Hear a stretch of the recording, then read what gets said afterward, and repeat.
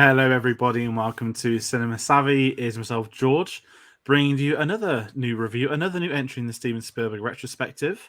And I'm joined by Paul, Tom, and Sam as we talk all things War of the Worlds. If you didn't get it by that intro, it's the only episode I won't use a theme for the soundtrack because it's one of the greatest sound effects to me ever put on film.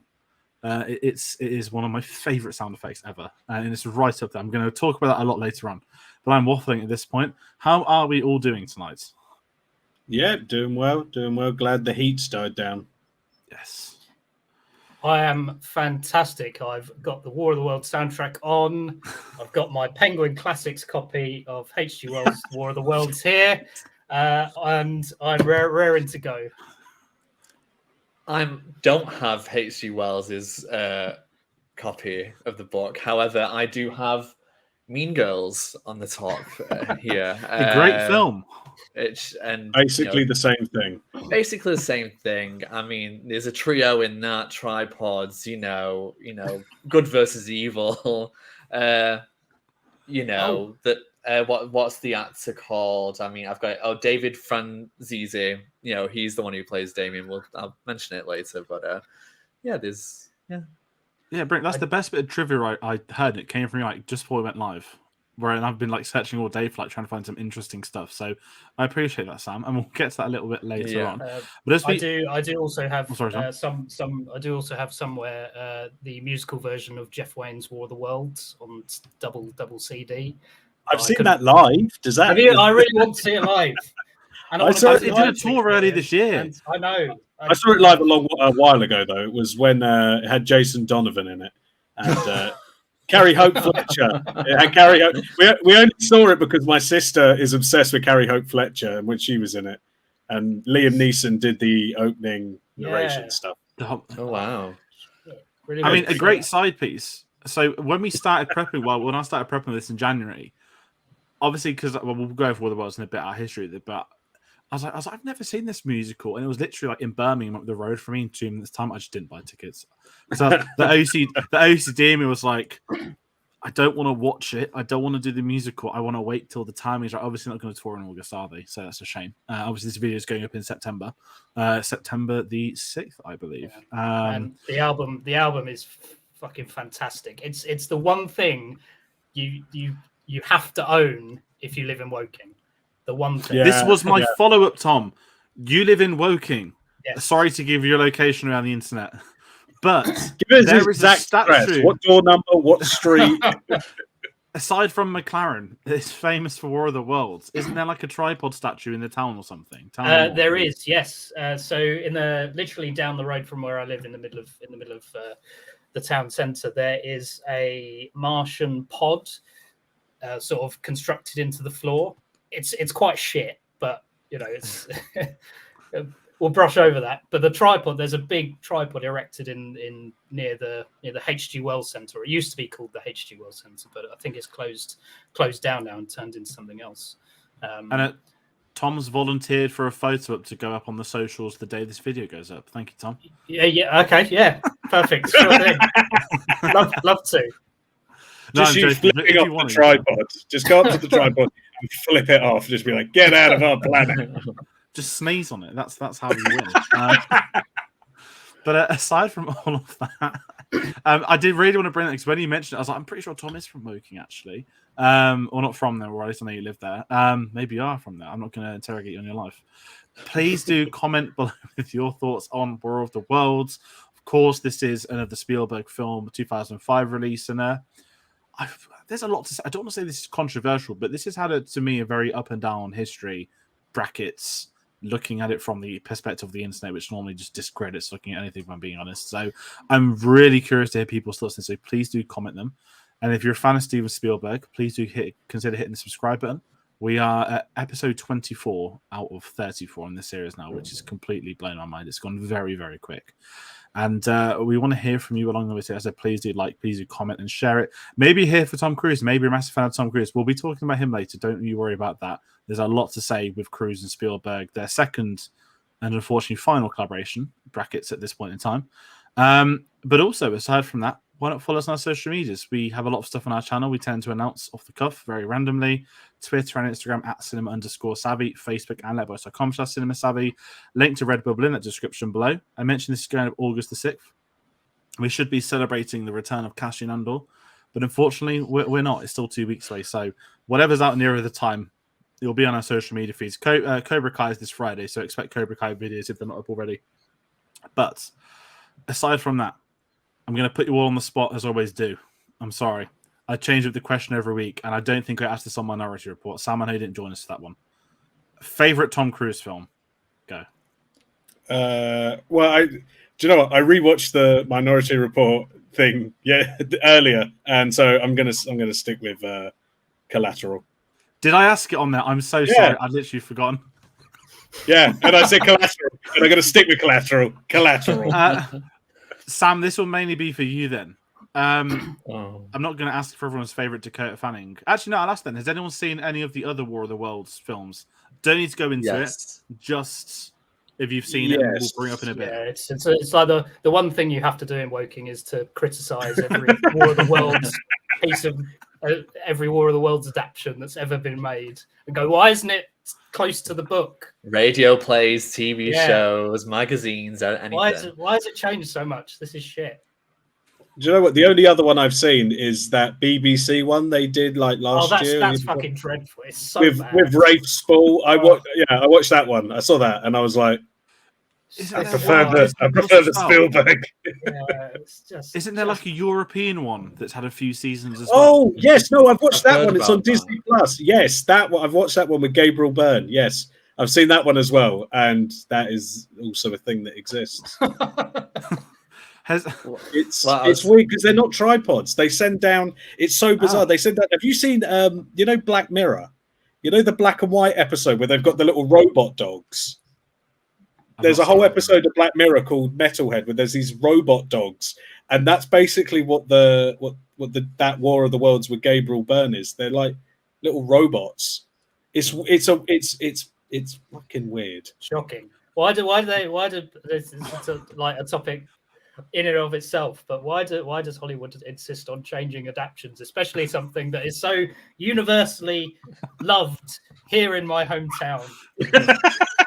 Should you say locally loved, not universally? Like that's what it's universally loved in my hometown.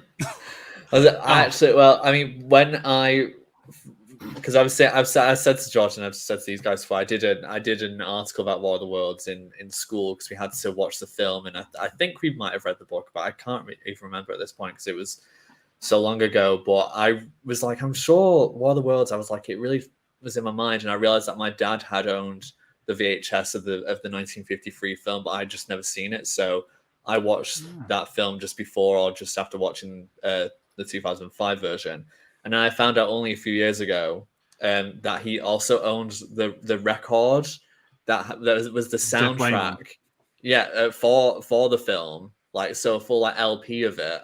And I've never seen it, but it's somewhere. And I'm just like, oh, wow, I didn't realize that he liked War of the Worlds that much. So I do wonder if he would have enjoyed this film. But that's the only other version that I've seen is the 50s version, and then there are some links between that film and this one, which is interesting. So I've got to kind of hold my hand up and say that this is the only version I've seen / read. And I'll say something towards the end of the video without putting it on the spot. But so my history is mainly this film. And before we get into our maybe memories with this, or maybe even the book or franchise, or however we want to look at this, we're going to read the IMDb plot synopsis, as we always do.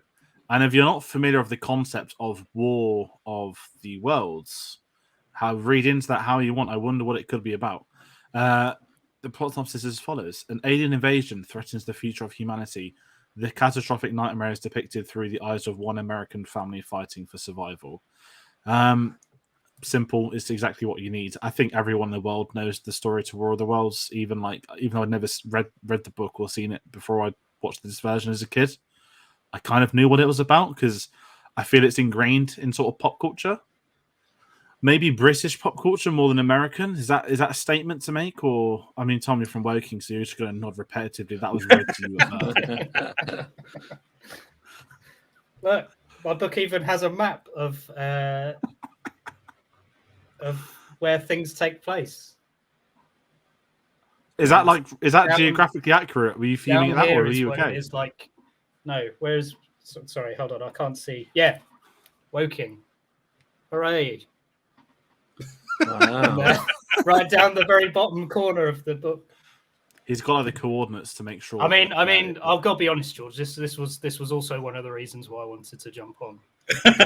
No. Listen, when we did the Duel video at the start of the series many months ago now, we kind of sort of laughed at, no one's going to have like the same two films where they've got like maybe their first Spielberg film or moments, and then me and Tom so War of the Worlds for both of us then, and that was very awkward. But we're going to get so what I'm actually going to ask everyone. I'm going to ask each of you everyone's memories of the film. So I'm just going to jump in first, only because I watched it with my dad last night with the time of recording, and we haven't seen it in many years, and we both quite like this film. But I saw this on my 9th birthday at the cinema, and it was an excellent day because obviously it was my birthday in year 9, which is pretty great. The year's 2005. I remember getting General Grievous's wheel toy, which was excellent. His little just I had his wheel. Same. Just the Anakin. wheel. Honestly, I don't want to sound like a dick that's bragging, but I remember that birthday I had the Anakin and Obi-Wan Lego on Mustafar, which is like the last Lego I had for about 15 years at that point. I didn't buy any for like many more years that came out. So obviously, you're hitting the age where you slowly grow out of things. But I was taken to the cinema to watch War of the Worlds with one of my best friends, and I absolutely loved it.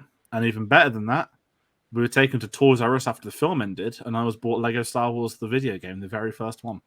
So I had an excellent birthday, and as I said, I don't talk about birthdays often. I don't celebrate them too much, if I'm being honest. But this film's got a very special place. And that Christmas, I was bought War of the Worlds on DVD, and I didn't used to really get DVDs at that age. It was more that year onwards I started to get into films more, and I was like, oh my god, War of the Worlds! I'm going to watch this on Christmas Day, and I did. And that's probably not really a typical Christmas Day type film. But that's my background with it. I just wanted to tell that story. I really enjoy this film. This film's got a very personal place in my heart.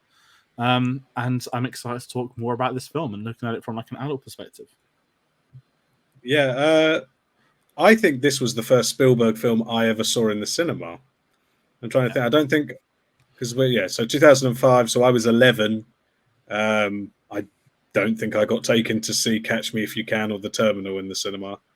Maybe The Terminal, but this is the first Spielberg I remember seeing, and I remember liking it then, and then I remember liking it more as I got older.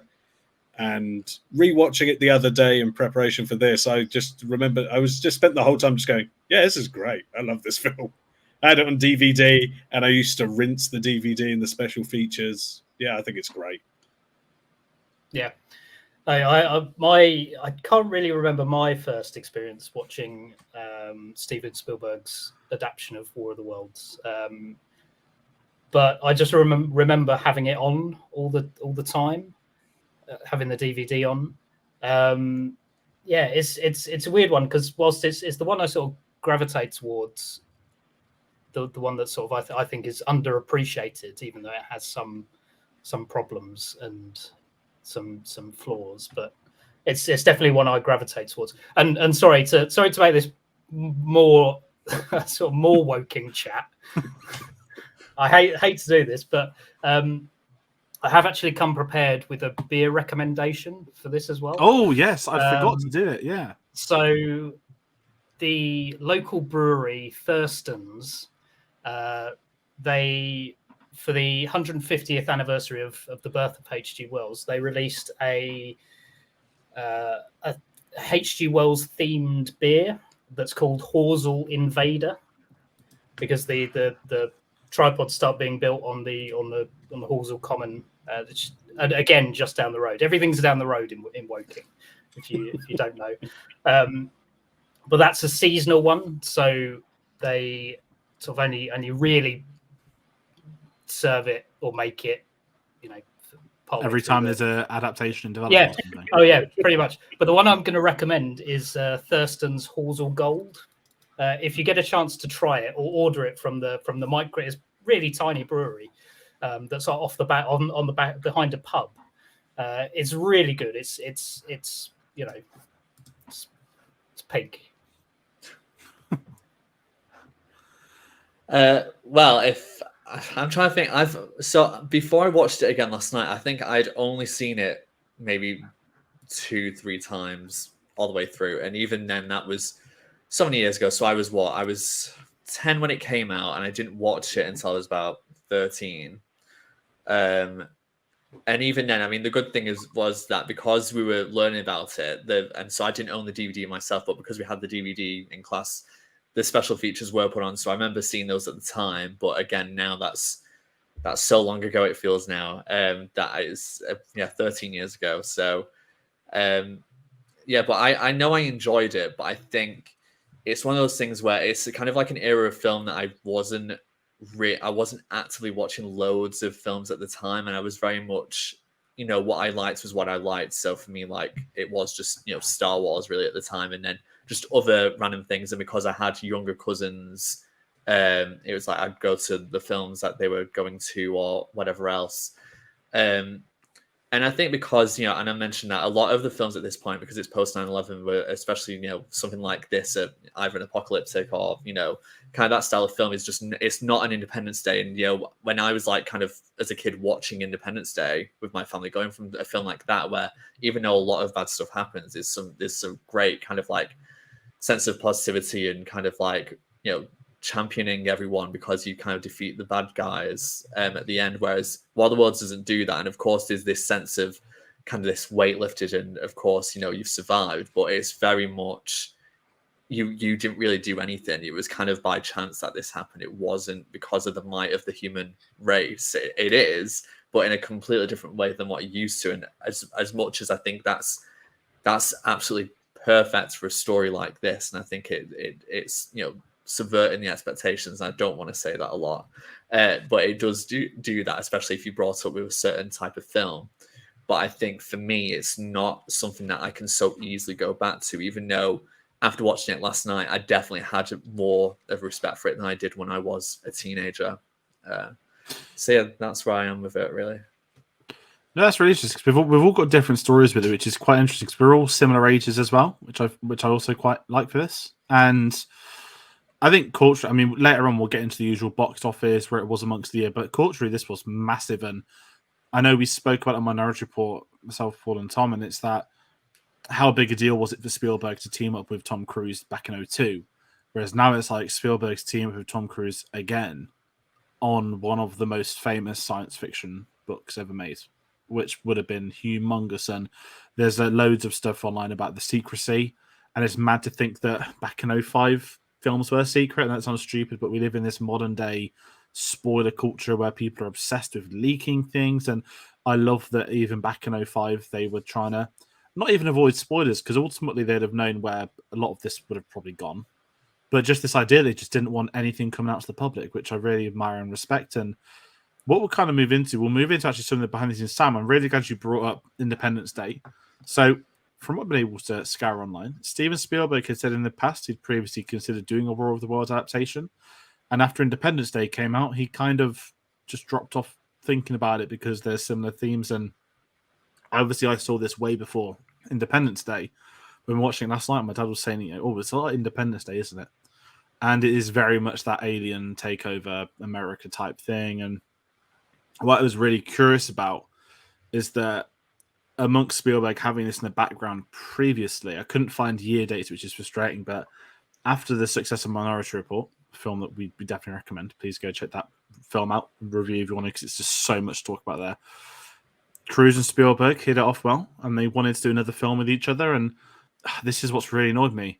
They had 3 choices of a film to do, and I really want to know what these 3 films were, because it could be anything knowing what these 2 are like. And they picked War of the Worlds to do as the next film together. And kind of posing to you both, we'll get into characters later, we'll get into direction a little bit more. How do you feel post Minority Report about these 2 coming back and doing a property like War of the Worlds? It's an interesting one, because I think as well, it's an alien movie, and that is something that is like synonymous with Spielberg. And I remember, I think it was Kathleen Kennedy saying, like, Spielberg, Close Encounters, E.T., this is like the dark Spielberg alien movie. And he'd kind of flirted with that before as well, because I remember, I don't know if you guys have read much about E.T. 2 that he was going to do. Right, ET2 Nocturnal Fears, I think it was going to be called, where you find out that ET's name is, I believe it's Zrek, Zrek, and he's the good alien of a race of dicks, and they're like evil, and they attack a farm, and Spielberg then basically went, that would essentially rape the innocence of ET. And then he was like, but I do like the idea of evil aliens. And then he was going to do a film called, I think it was called Night Skies. And John Sayles wrote it. And there was like, it was going to be like 5 aliens come down and like invade a farmhouse. And there was like an autistic child. The screenplay's on the internet. It's nuts. It's really weird. And then he kind of took, that's when it became like Poltergeist. It was like, but it was so bizarre. But Spielberg always had like this kind of dark, evil alien movie in him, and it just took him till like 2005 to do it. And I think getting Tom Cruise as well, you were saying about the whole thing with like secrecy, it was quite a big summer as well, because it's like this, Revenge of the Sith, and Batman Begins were all that summer. That is a huge summer for like 3 massively secretive stuff, and this is the one that isn't a franchise. And it's just quite interesting that this story is quite a dark, kind of mean-spirited film in a way, and Spielberg finally got to do his evil alien film, and it's just weird that would be what Tom Cruise is drawn to, because you wouldn't think that of Cruise, to sort of want to play a guy who spent, well, no, just to do a film where he's running away from stuff. Like normally he's got to run, but he's got to run to the stuff, and in this one, he's running away from the stuff. There is an awful lot of good Tom Cruise running in this. A lot. There is a lot. Watching it, I was like, Tommy's got to run. He's got to do the running. There's a lot of good running. And driving. And driving. Yeah. It is a weird one, because these, off the back of Minority Report, I would have thought they'd have done something a little different collaboratively, because this seems like quite a, whilst it's got the big action, blow stuff up, aliens kill everybody, it's much more grounded in its setting than most of the other things that he's worked. So it's a weird. It's definitely a weird choice, and I'm like you, George. I would have been interested to know what other 3 films that they were thinking of besides this one. But it's quite interesting that we seem to get a 9/11 double bill with this, and that sounds like the wrong. No, we're going to talk about 9/11 a lot today. Yeah, as a heads up discretion warning. I guess that's a nice way of saying. Yeah, but so Minority Report very much dealt with the invasion of privacy post 9/11 and that aspect of it. This War of the Worlds is very much the destruction and how people were affected by it. Essentially, that's how I look at it. It's interesting that the 2 films that they decided to do together were essentially 9/11 movies. I was just trying to think, actually, because I've not seen Minority Report, even though it was another film that my dad actually owned, but I just never saw it because I was just too young at the time. It just wasn't something that I ever thought, oh, I will go and try and watch it. But I was trying to think, when I mentioned before about what films I was watching at the time, that I wasn't really that interested in what you guys were saying. Like, I realized that I just looked and I was like, the number 1 film of that year was Goblet of Fire, which I did see in the cinema. Revenge of the Sith was number 2, I did see in the cinema. War of the Worlds, I can't believe, is number 4, because I saw King Kong at the cinema that year, which is number 5. And for me, King Kong at the time felt way bigger than War of the Worlds. Like, I remember War of the Worlds being, people were talking about it, but I don't remember it being at that level. Charlie and the Chocolate Factory was for me, like one that people were talking about way more. But I don't know whether that was just because of the people that I was with or whatever else. I don't know. But there's massive films. And then obviously Batman Begins, Mr. and Mrs. Smith, like so many films like that are so, memorable came out at that time. But, War of the Worlds kind of somehow passed me by, really. But maybe, like we were saying about the kind of like discretion about, not having spoilers and that, I barely remember the trailers back then. So I watched, some of them, last night, and they are very secretive. It's very much we'll show you the beginning of this film, what happens, but we're not going to show you the tripods. We're not going to show you anything that goes on, because this is more of a character piece. It feels more than we're going to have all these action-packed sequences.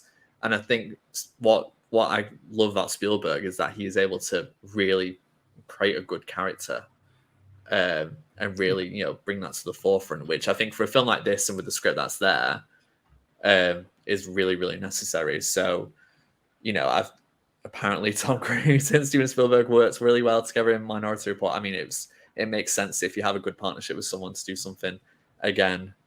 Yeah. No, it's really well said of all that, actually. And speaking of Tom Cruise, we'll get into characters soon. I'm actually going to bring up a Tom Cruise collaborator first. So I was listening to the interview in the Light the Fuse podcast. I don't know if I named this on Minority Report. Apologies if I did. They had Tom Cruise on for 45 minutes for their anniversary, and he was only meant to come on for 10, and he just chilled with them and stayed longer. He spoke about working with Spielberg very briefly, but he actually spoke about writing this film, and that J.J. Abrams was originally going to write it. Now, I thought this was just unveiled at the time. I was like, this is mega. Turns out this is public info, and he couldn't due to writing the pilot for Lost. However, Spielberg delayed production on Munich, and Tom Cruise delayed production on Mission Impossible 3 so that they could both do this in advance, which I thought was really interesting, because for each of them to delay a big project, especially Mission Impossible, they must have really hit it off after Minority Report or really be in the zone to do this. Because on Minority Report, we said that film felt like a collaboration of Tom Cruise and Steven Spielberg. And this film, to me, is the same. It's like the two of them coming together for this idea for the film. And, this is obviously Paramount as well, not DreamWorks, which is, Paramount's Tom Cruise's area in terms of studios. I thought that was very interesting. And if anyone looks at the posters, so I was looking at the quad posters online last night, it's not got Steven Spielberg in giant letters. It's got Tom Cruise. Steven Spielberg is like a tiny font just above War of the Worlds, and that really made me think that not just like A-list star power, but it makes me think that this was almost a Tom Cruise film as much as it is, well, maybe even more so than Spielberg. I don't know if I'd be alone in thinking that. I guess we'll get into a little bit more of that maybe across the characters, or we'll take a look at some behind-the-scenes stuff when we get into characters is maybe an easier term. But what I want to do, I actually want to speak about Spielberg directly. So let's talk about his direction on this film. And if we hold off on the 9/11 stuff ever so briefly, because I think that's going to be a massive talking point, and we'll get to that and we'll have a really good discussion on that. That sounds really morbid, doesn't it? But it's such a big influence on not just this, but as you said, Sam, filmmaking at the time. And with this film, I think more than any other Spielberg film. But I just want to ask you all, how do you feel with this compared to his other directorial stuff? This is a big blockbuster. I'm just scanning in my head his last few films. I feel this is probably his first outright blockbuster since Saving Private Ryan. I mean, this does have a 100 million plus budget. How are we all feeling with that? Yeah, it's his direction in it. I think it's almost like him sort of showing the scope of what he can do, because if you look at, he's really good at building tension. We know he can build tension. And the way he builds up to like the tripod reveal is so good. Like even just when there's like the crack in the pavement and he's teasing the audience with, are we going to show it yet? Are you going to see it now? Are you going to see it? He really builds that up. But there's other stuff in it.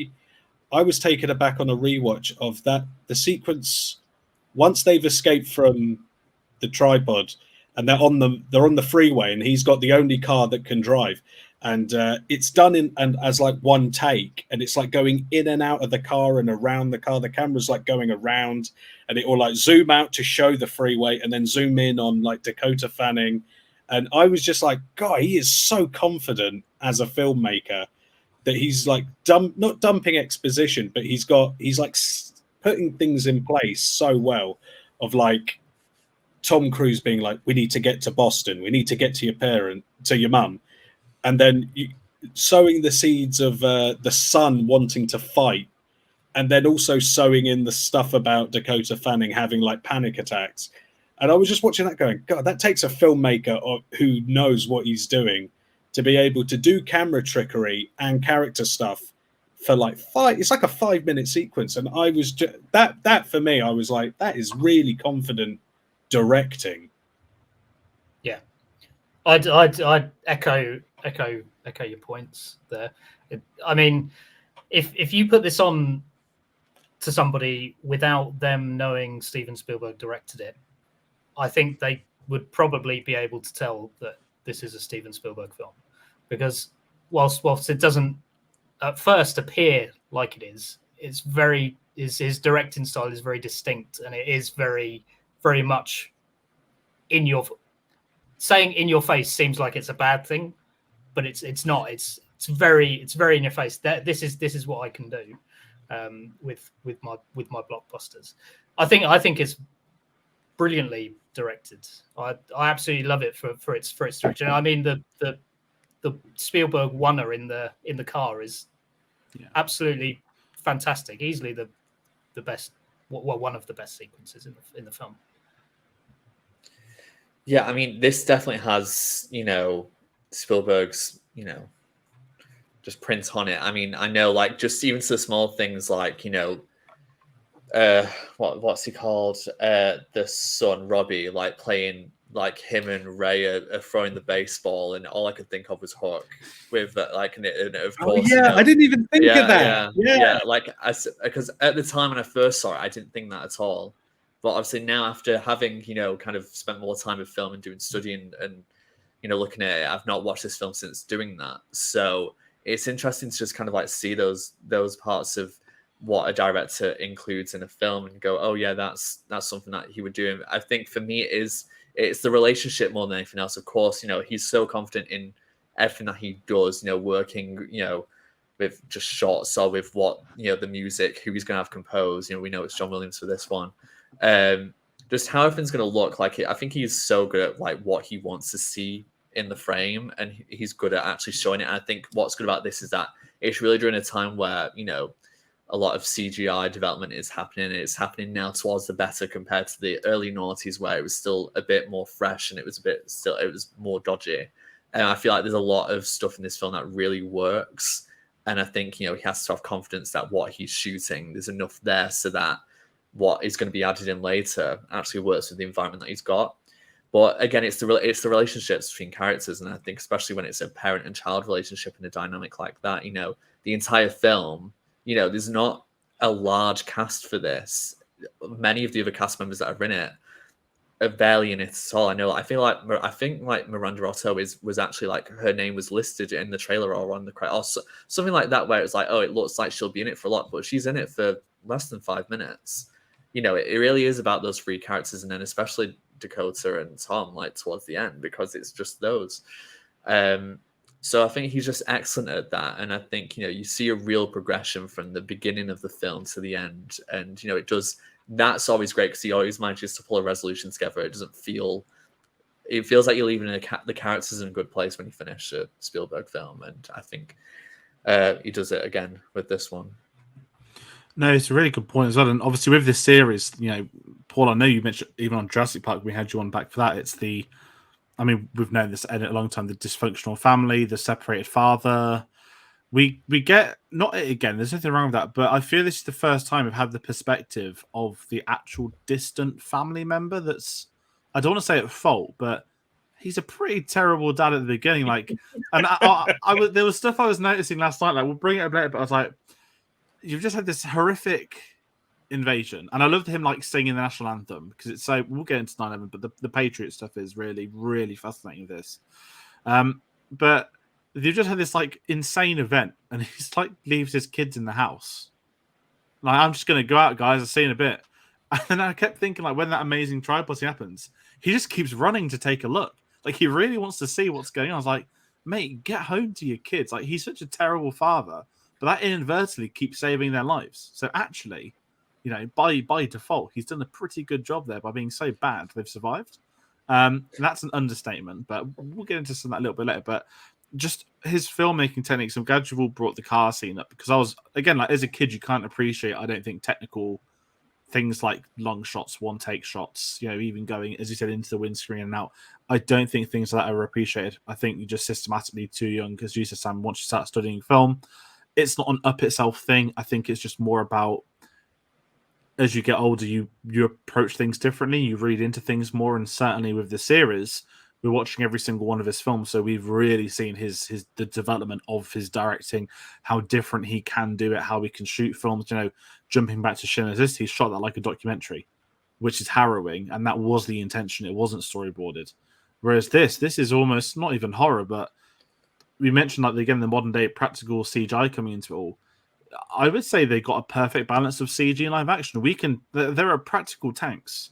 There are real assault rifles, which I kind of disagree with, but I understand why. And nowadays, it's a tank, right? CG, let's get it in. And it's really interesting that in the mid-noughties, I think we're coming into the era of some films are going to go too far with CGI. Some films won't do it at all. But there's a perfect blend that I think is the best way to approach visual effects as a whole.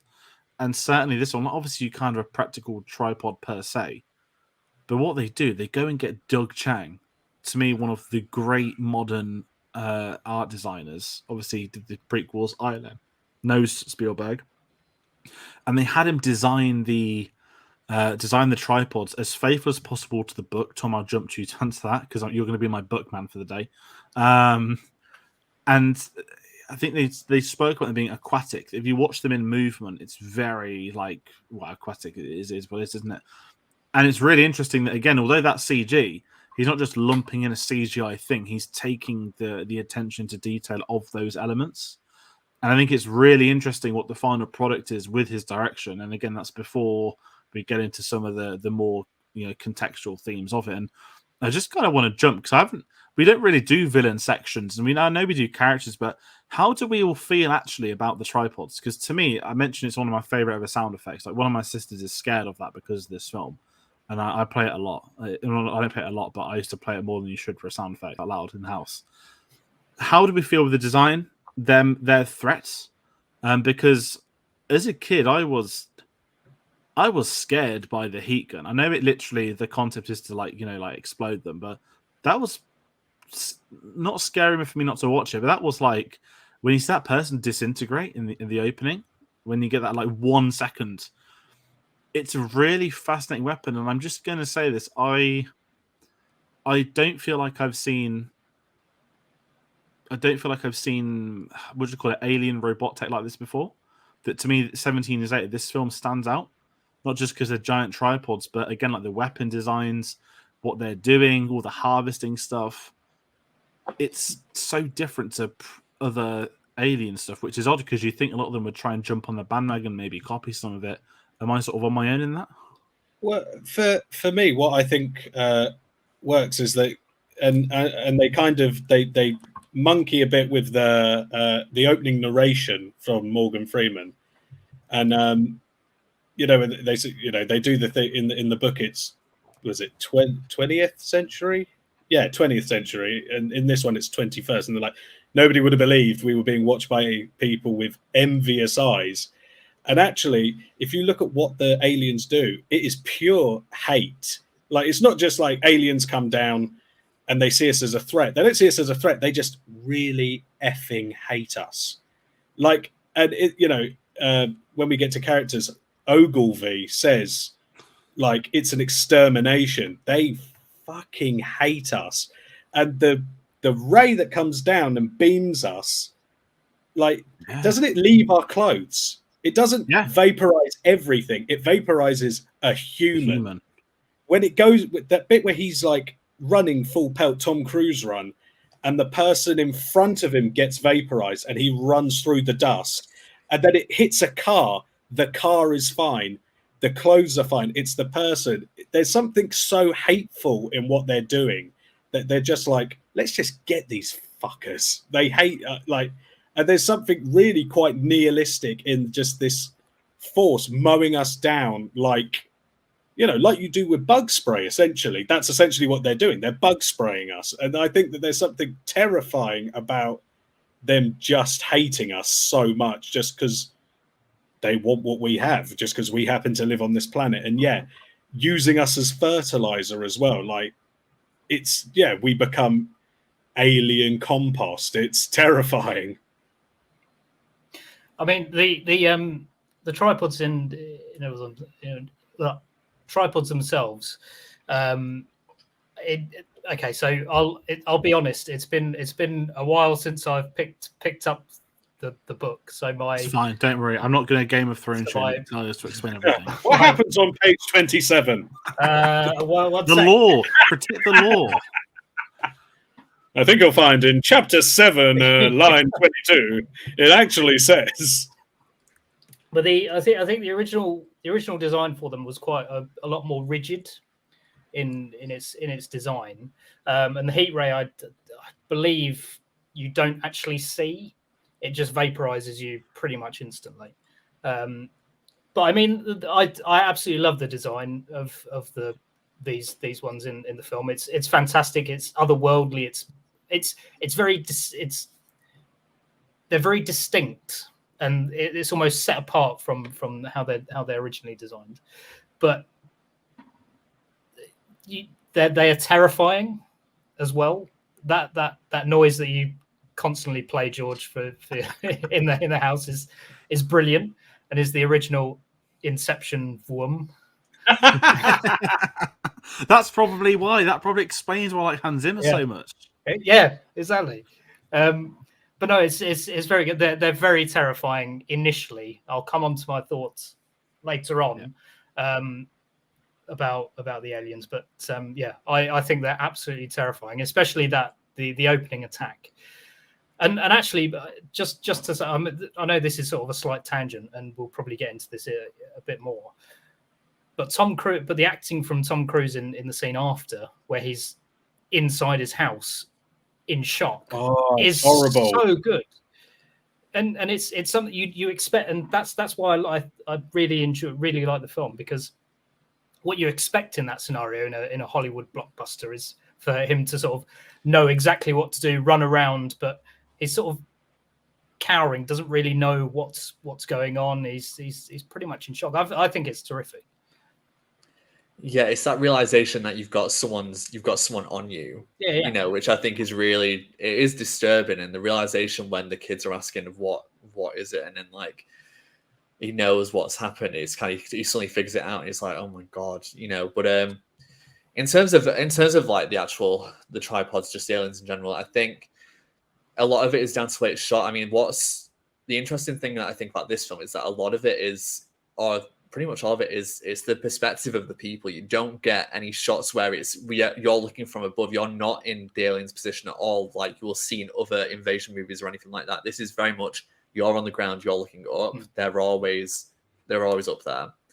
So I think that's one thing that makes them look scary. I think the actual design of the tripods, is very interesting. I think I could remember the 50s version of the tripod, and it is, very different. It's very much more spaceship like, more than, actually this has legs and it's going to be moving a lot. But it still had that kind of like smooth shape. It wasn't like you could see like loads of corners. I think this is kind of like the more developed version of that. And, you have the heat ray in that, which was getting people to, you could see skeletons in that. And then there was like a black scorch mark. Whereas this, I think, which that could have been incredibly scary back then, but in 2005, probably not. It's kind of like a Dalek in a way, where you'll just see that.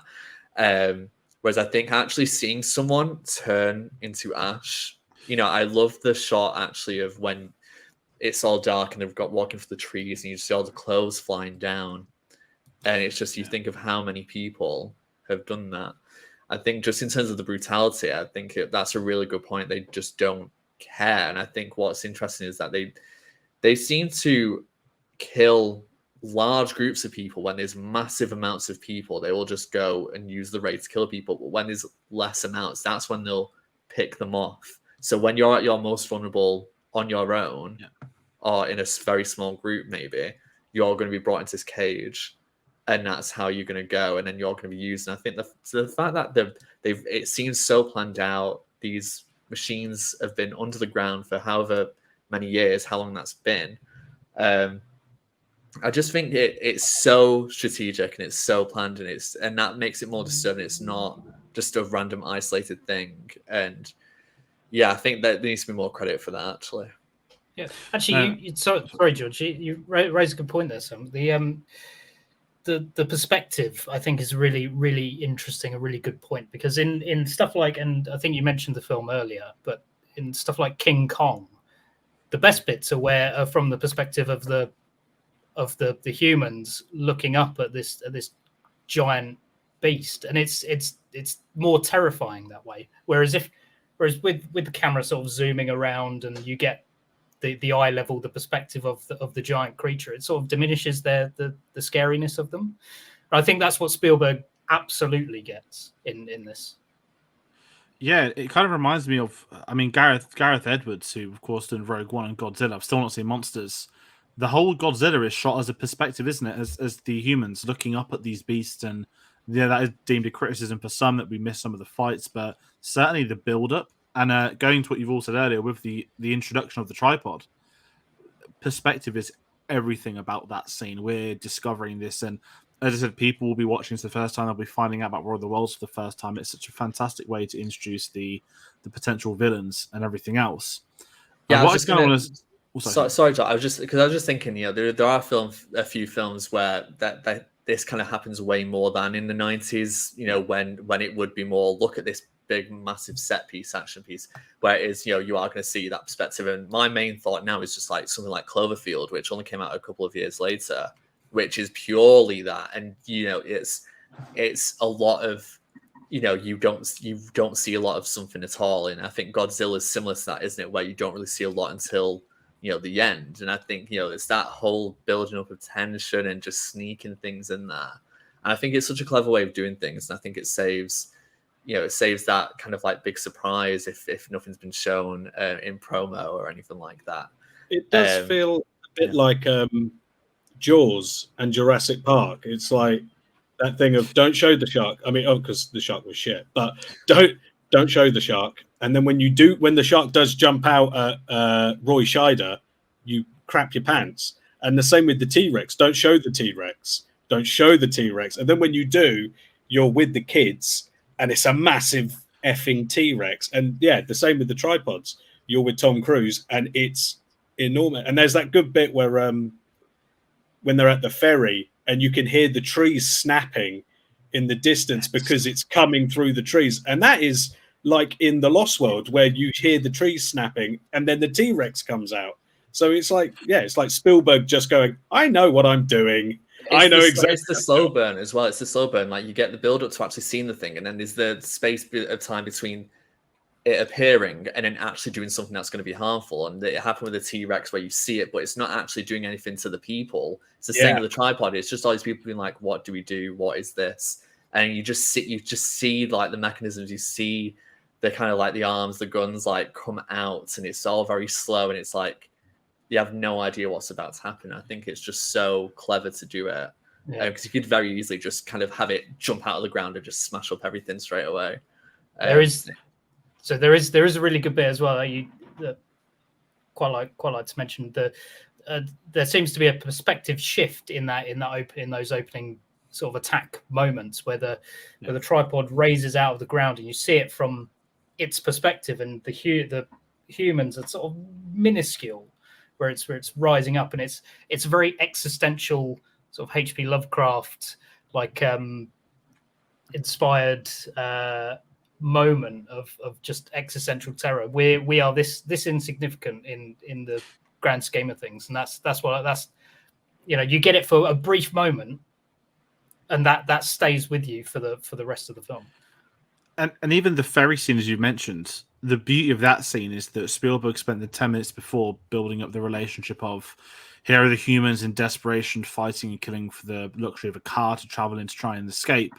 Here's some tense, tense sequence on you got the ferry as well, and what he geniusly does is he distracts you so much from the tripod that you've forgotten they're going to turn up. I mean, we assume they would, but he's done so well in building up that when it's just behind them the entire time, it works so well. You know, they've been under the water, and it just goes to, you know, it's just his credit director. He knows what he's doing. There's tension. Someone mentioned Jaws. Amazing reference. Apparently, Spielberg played a trick on set to them. If anyone's read this, when you get the sequence where they fall off the ferry and the car hits them, he apparently played the Jaws theme on set. I would have probably had a heart attack and died. So I wouldn't have swum very far.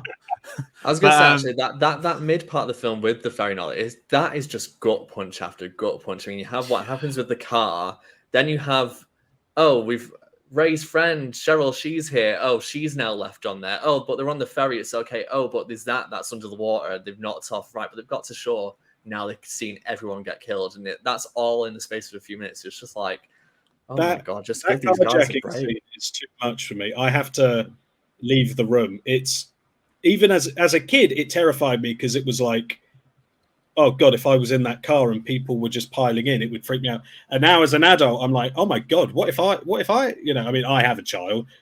I'd do what Tom Cruise would do. I mean, actually, I'm much harsher. I'd be like, no, I just started shooting people. That is so, because like just that bit where he's like, I just want my daughter, and then he's like, where's my son?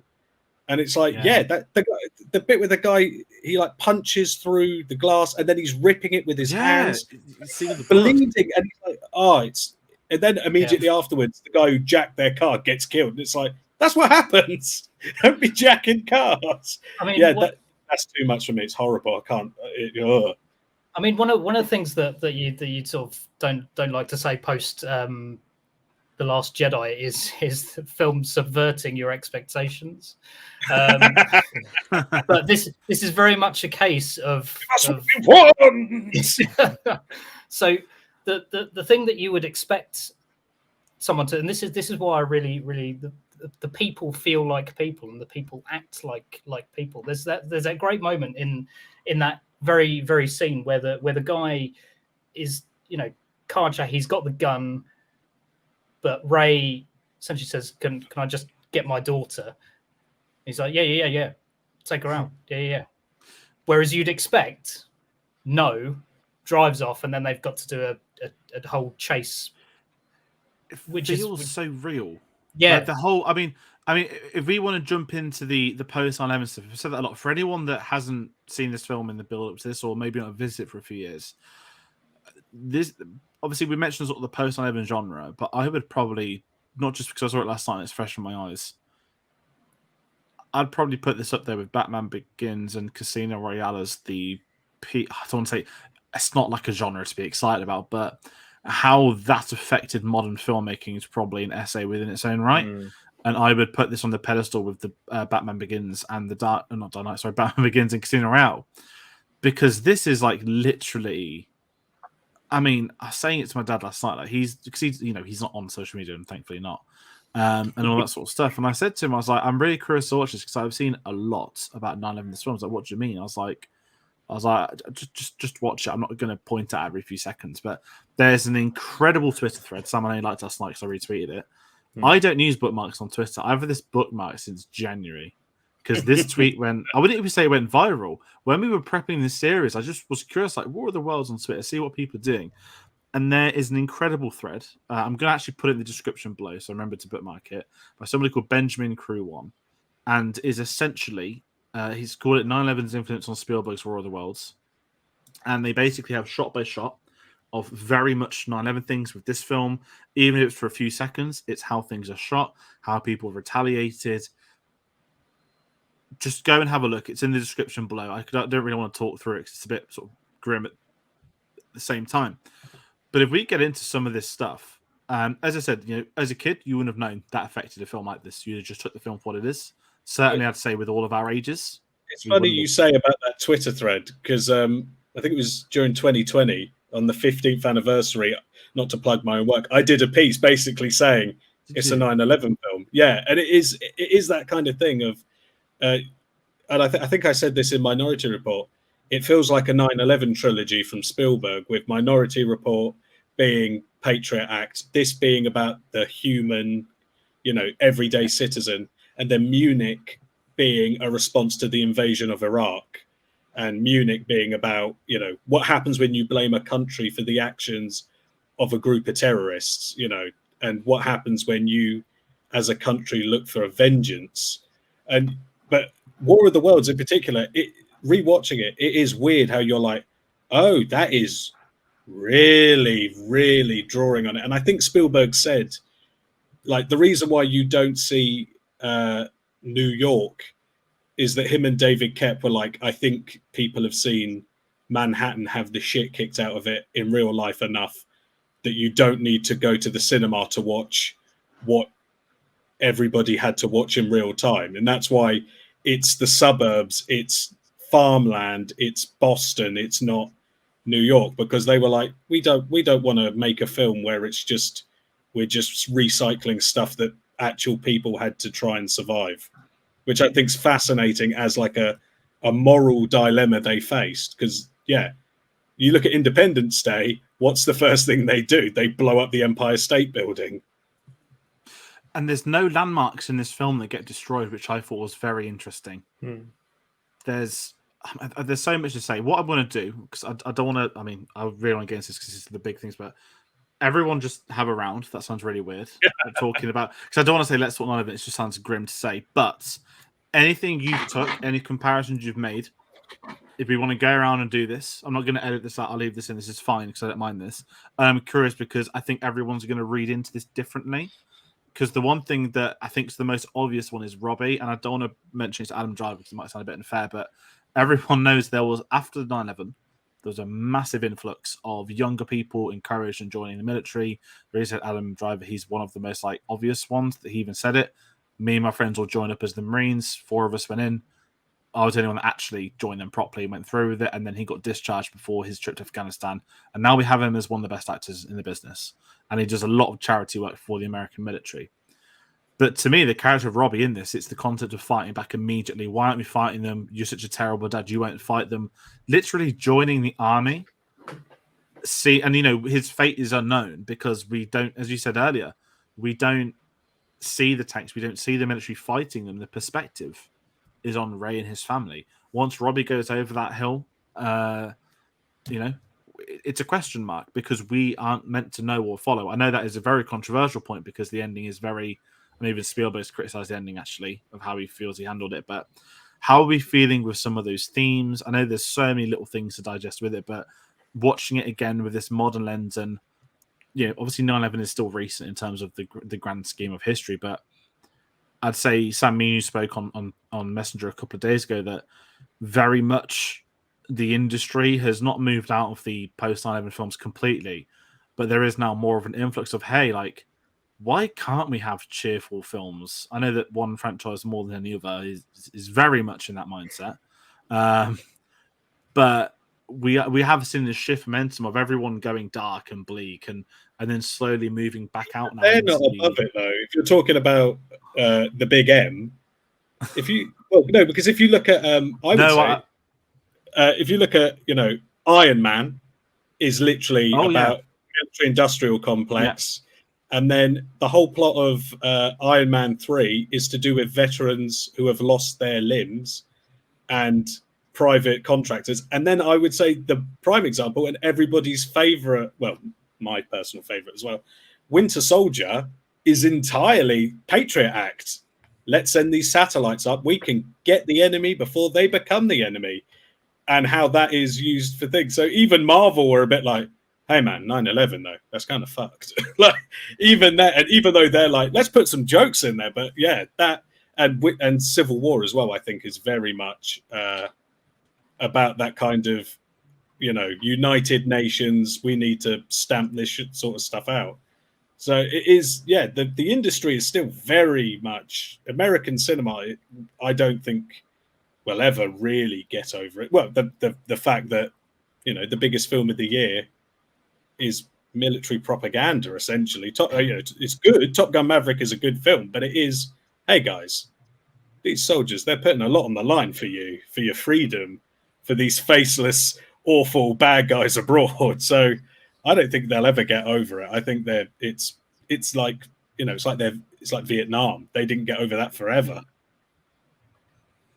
That's very one of the things I picked up on, and this is sort of my own interpretation as well of some of my view on the 9/11 viewpoint of the film, but I see it as you pointed out, fighting back immediately, but I also see it as the everyday people coming together after an incident like that. There are so many points in the film where you think that people will just turn on each other, but they don't. And the good example is that I mentioned earlier is in the car. He's obviously carjacking, but grab your kids. Why would I want to take them? It's very much coming to. Obviously, you get people that will take things to the extreme, and that's the case in this as well.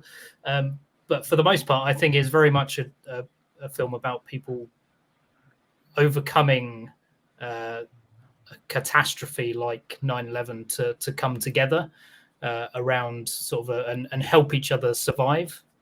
That's how I viewed it, at least. I think the film strikes such a balance between between a number of different things. Actually, I think it's honoring what War of the Worlds is anyway as a story, what the 50s film did. At the same time, looking at what a modern day, kind of apocalypse film is essentially. I mean, it does it, but doing it in a way that's not too dark, but it isn't an Independence Day. Like, you watch a film like The Road. I don't know if anyone's seen it, but I mean, that's like full on. That's so full on, and you think about humanity in that film, and there's barely any humanity there. It's not this at all, and it's a really difficult watch. And the book is, I mean, I read the book first, and that was very, very difficult too. But I'm too scared to read the book after I saw the film. I was like, no, too much for me. I'd say it's pretty crap to be honest.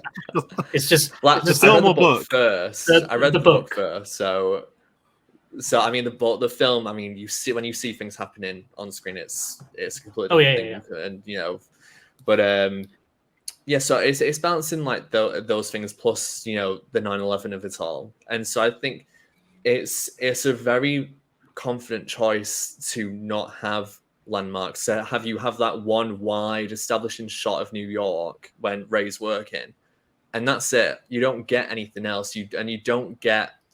I know, again, like all those 90s films that had the landmarks, you have the 50s film that I think, it shows an Eiffel Tower that's gone down, the Taj Mahal. It has those things in there and that's what you would expect to see, but you don't see that. Like, we're expecting as an audience to go over that hill with Robbie to see the action, what's happening, but we don't. We get either the beginning or the end of something.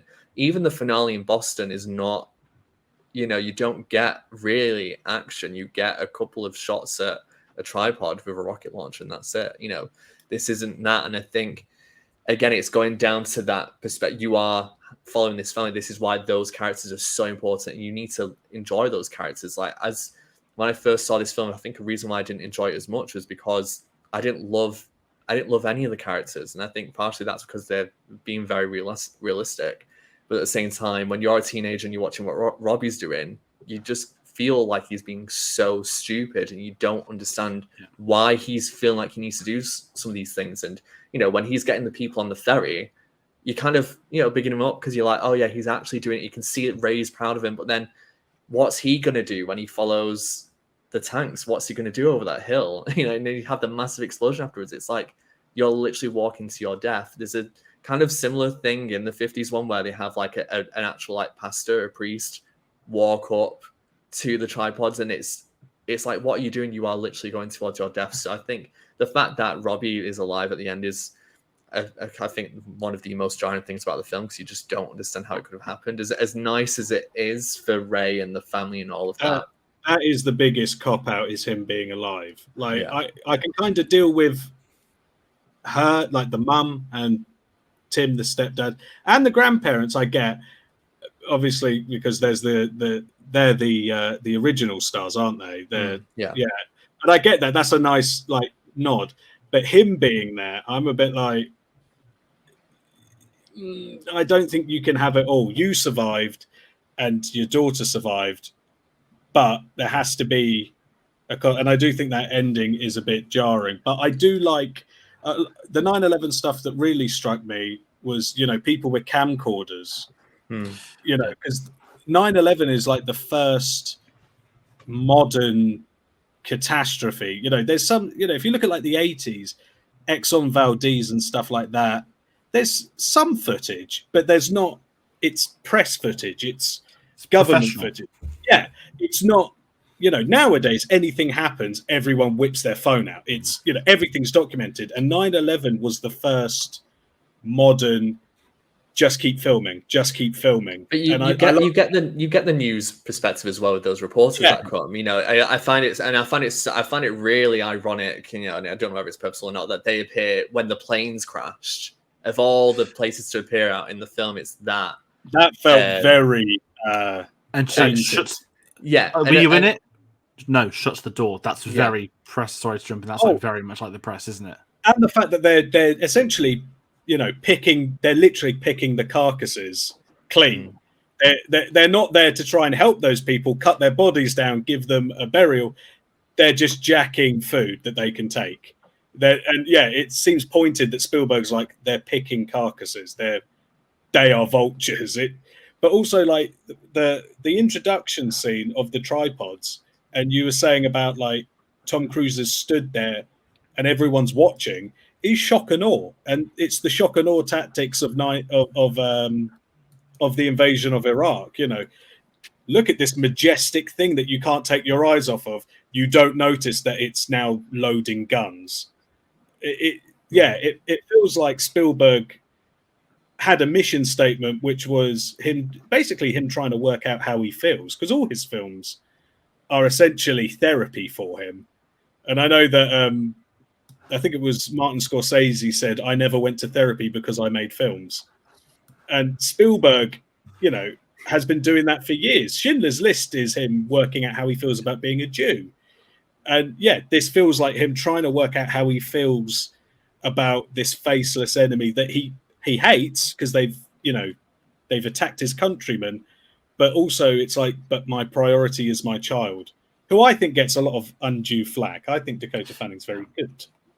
Oh yeah, I think nowadays I have much more time for that character than I did back then, because again, when I think if you're a teenager or someone younger watching the film, you can't truly understand. In a way you should be able to understand because you are a child, but you can't understand if you just think, oh, she's being annoying, or she's doing this. But then now it's like, why was she having the panic attacks? Could that have been part of a 9/11 thing where that's done something? It could not be, but there's that, and then there's just also the fact that she's so young, and when you don't know what's going on around you, you're with your dad who has clearly not been a very good father. You feel safe with your mother, where your older brother, really, who you should be having the most aggro with, is the one that's going to calm you down because of the age difference and where his mindset's at. I just think the actual characters are all like so strong now that I've gone back to it again, and again it needs to be like that, because otherwise you can't truly invest in the story if you don't. Yeah, the good thing, and I think the criticism leveled at Dakota Fanning and in this in particular is unjust. It's very cinema sins. It's like baby screams, tick. Yeah, it's like girl screams, tick. It's like people seem to want children in films to act like adults in situations like this, but it's not. It's I expect that's how a child probably would react and is reacting to situations like that. It's panicked and scared and doesn't know how to process or deal with it. It lends itself to the naturalism of the film. It's also a good way of showing character, because like you say about him being a bad dad, like she's having a panic attack in the car and he shouts at her. Like, when she's like, I want mum. Yeah, we're going to mum. And then she goes, I want mum. And he's like, when you yell, I can't drive. And even like, the mum takes her, anxiety seriously. Robbie takes it seriously. When the lightning's coming down And she's like, I'm scared. I want to go indoors. And he's like, oh, no, it's just like 4th of July. You know, he's like making fun of her. And like, he doesn't. He sings the anthem as well. Yeah. And I do think Tom Cruise, I think this is one of his best performances because he is playing a kind of sleazy guy. Because there's that great bit where he goes to bed. And then he wakes up and he eats the food. And he's like, what is this? And she goes, you said order. And he was like, I meant food. And, there's like stuff where he lobs the ball too hard at Robbie and he lets it break the window and he goes away. And she's like, you'll never get through to him like that. And he goes, who are you, your mother or mine? And then runs off. He's clearly just not matured enough, and I suppose that's the reason for the breakdown of his marriage. I mean, breaking a window, that's a childish thing to do. You've got the type of car that he drives. It's not any form of family vehicle or anything like that. What he's wearing, his attitude about work, it's very blasé. I live my life as I live my life, and I'm not changing for anyone. But he's forced to change. He has to. The character work is so good, just in dialogue, because I love that there's one bit where he goes, right, go inside and stay with your sister. And he's like, because the next time you take my car, I'm calling the cops. And Robbie's still in shock. And he's like, what are you doing here? And he like goes to smack him. It's like, you're not helping your kids. You're so, that thing about, I'm allergic to peanut butter. Since when? Birth. And he like lobs the thing at the window and it just sticks to it. And he's like, what have we got? Hot sauce, ketchup. Oh, great, Robbie. I said bring food. That's all you had. He's blaming everyone else for these situations but himself. And it's like, you're the one that's late for your kids to get there. You showed up late and you drive terribly. You left them. You went to bed. It's like, you're terrible. And also, fan theory, him and Cheryl are hooking up. Nobody's that attached to just some random woman. Those two are banging. I am putting this that. Is like Qui-Gon shimmy levels of I don't know what the ultimate.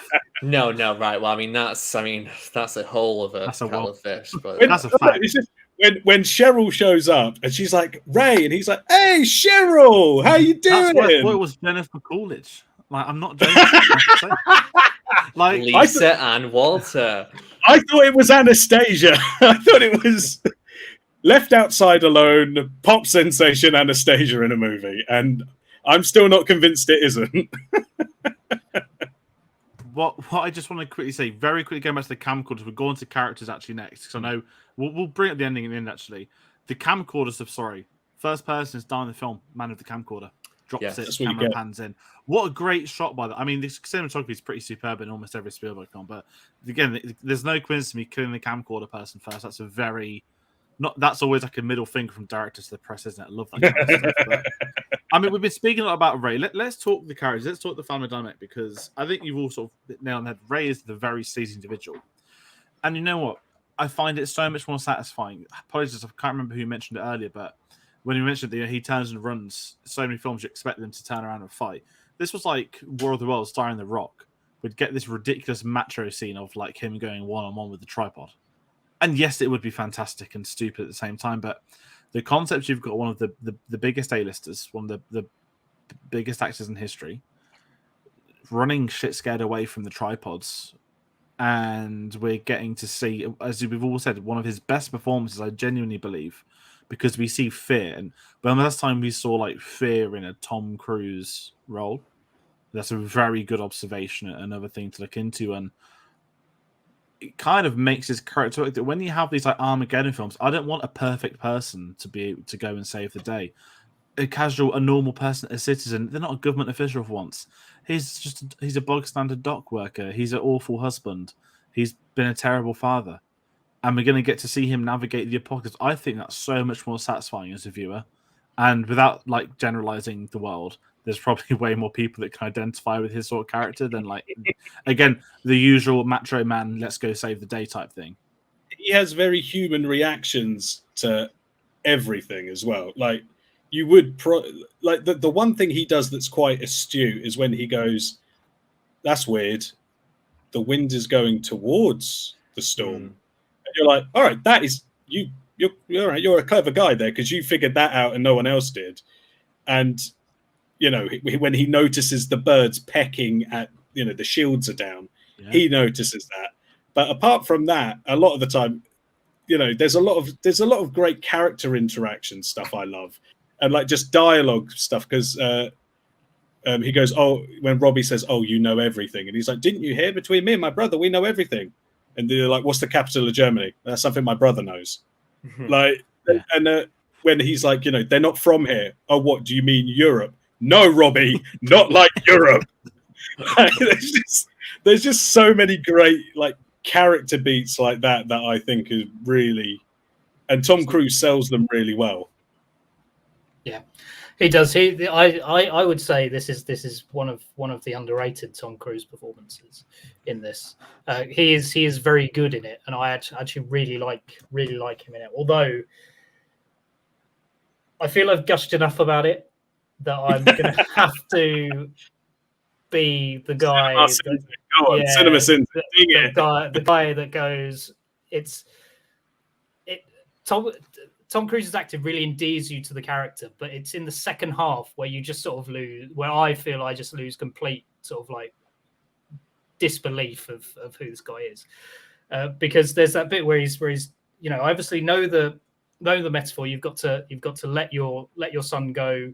You've got to let him grow up and be his own person.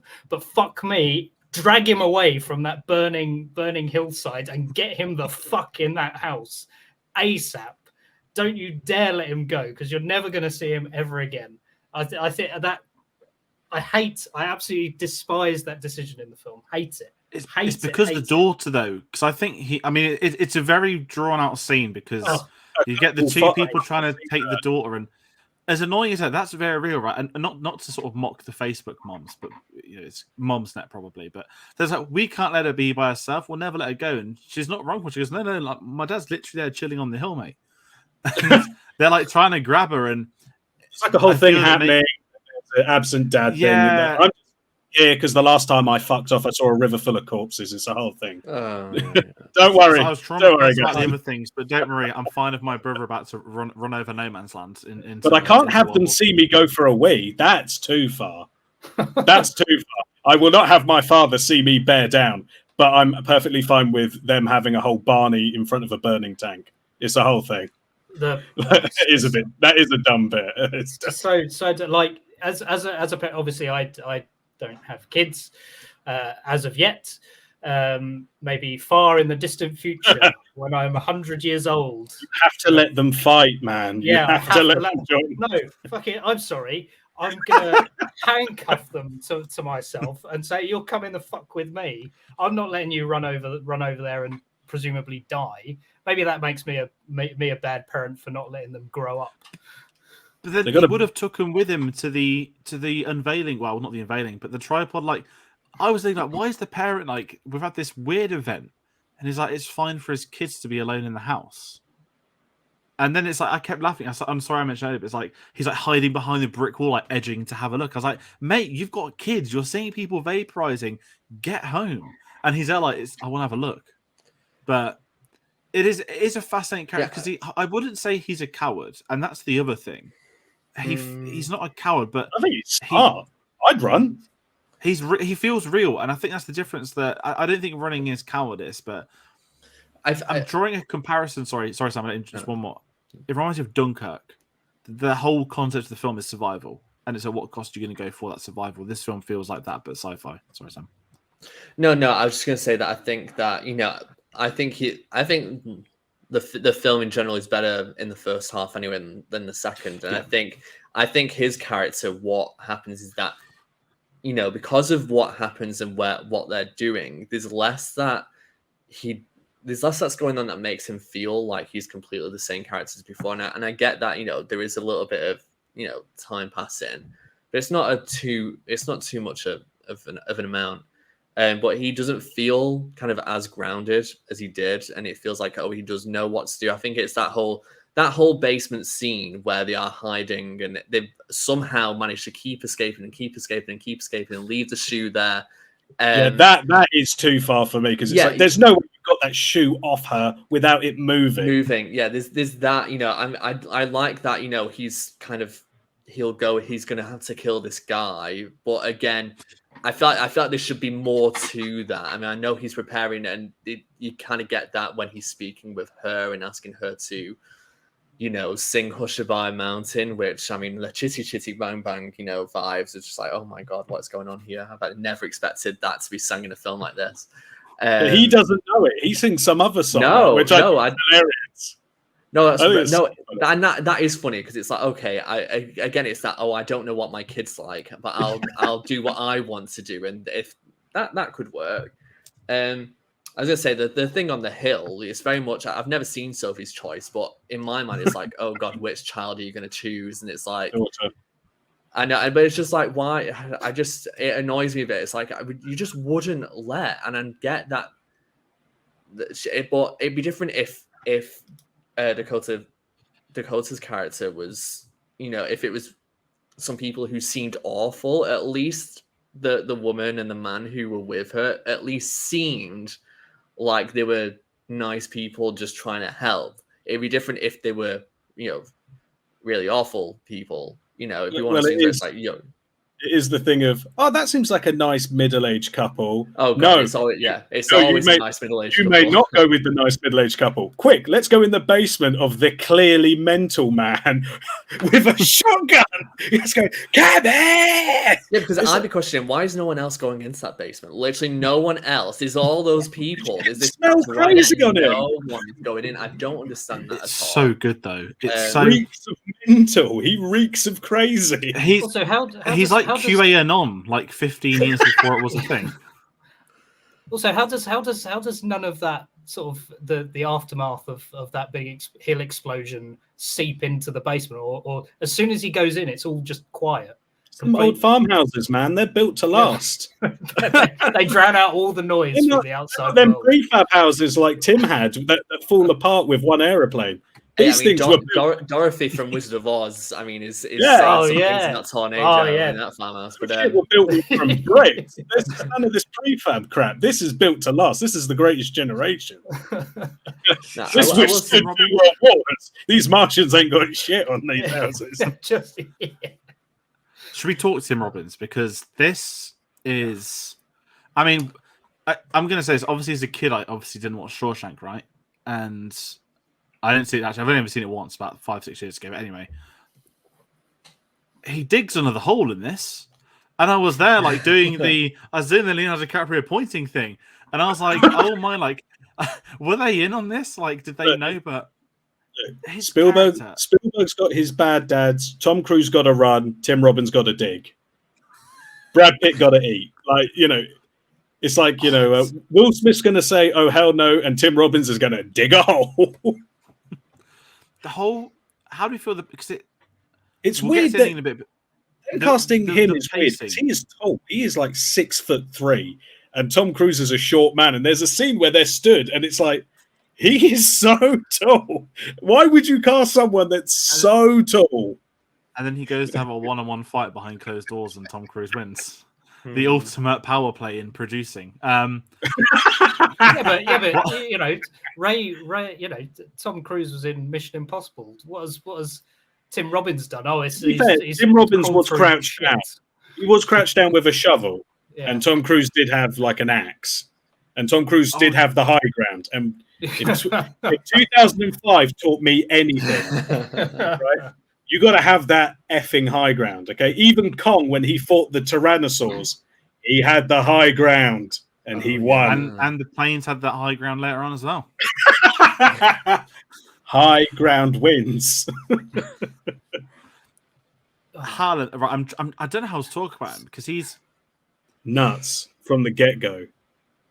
It's got one of my favorite Tom Cruise moments of the films when he realizes this bloke's a crackpot. And you get this amazing shot of just his head in his hands. Like he's just sat there not knowing. And it's a really fascinating... It actually reminds me, and this is... I'm going to be all over the place because I was so like engrossed by this scene. I know that the camera thing goes on maybe a little bit too long, but that's like a Spielberg tension Like You mean Spielberg's like, the Big Brother eye? That's all I can think of is like D44. Ray and these two are trapped in the basement. Like that's all I could like think of. like Big we've Brother, got their his peach relationship schnapps. deteriorates. He's been evicted from the Big Brother house, goes in the room and never comes back. Yeah, he's in the diary room. Oh, he got evicted. You are live on Big Brother. Please do not. Ray! That's the best bit, is that he's like, oh, these guys, they've been here forever. They're clever. I'm going to scream across a basement. When he's screaming Ray, and he's like, will you shut up? It's like, yeah, you're meant to be. You drove ambulance. Also, I would not get in an ambulance driven by him. He said he was an ambulance driver. If I'd been like, having a heart attack and I'm hooked up to shit and he's driving the thing, I'd be like, no. A bit of the Michael Bay film. Let me flatline. In it. I mean, clearly some things have happened since he was driving ambulances. Clearly some events have happened. You don't turn that nutty that quickly. I'd be like, no, let me flatline. No, this guy is nuts. I on the one hand really like the scene that he's in and his introduction, but on the other hand, there's moments in it where like, for example, where you see the aliens and it just detracts from the whole experience at that moment. But sort of sticking with Tim Robbins, sorry, for a brief moment, he's great in it, and I love his character. I hate the fact that he's called Ogilvy. That is like cardinal sin. Yeah, because that is someone in the book, isn't it? Ogilvy is the astronomer. Don't they merge like three characters into one or something? Yeah, really random? So they merge the artilleryman that is at the very beginning of the book, that the narrator meets, who comes back later on. He's also a merge of a priest. I think it was a priest in the book, who is absolutely crazy, and he has to then knock him out, and then the aliens take his unconscious body away. But I absolutely I hate it that he's called Ogilvy. Ogilvy is the astronomer. Why not just make him sort of a generic unnamed military man, or you'd stick with the ambulance theme, but just don't call him one of the guy that discovers the tripods coming down from Mars.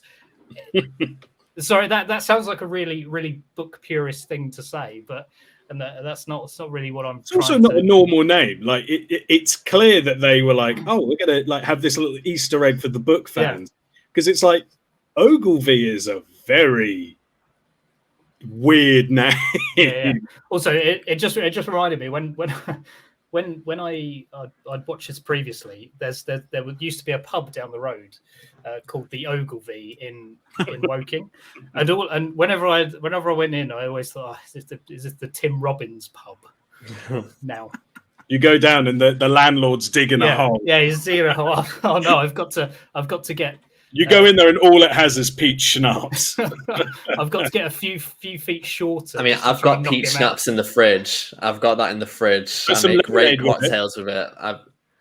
Vodka, peach schnapps, and some cranberry juice make a great woo-woo. That's my cocktail of choice at the moment. So used to very much enjoy Archers and lemonade. That was always a nice drink. Oh yeah, got to have it in a club and in the summer. Yes, please, but not with Tim Robbins, because there's bad vibes in that club. Welcome to Imagine the Drinks podcast.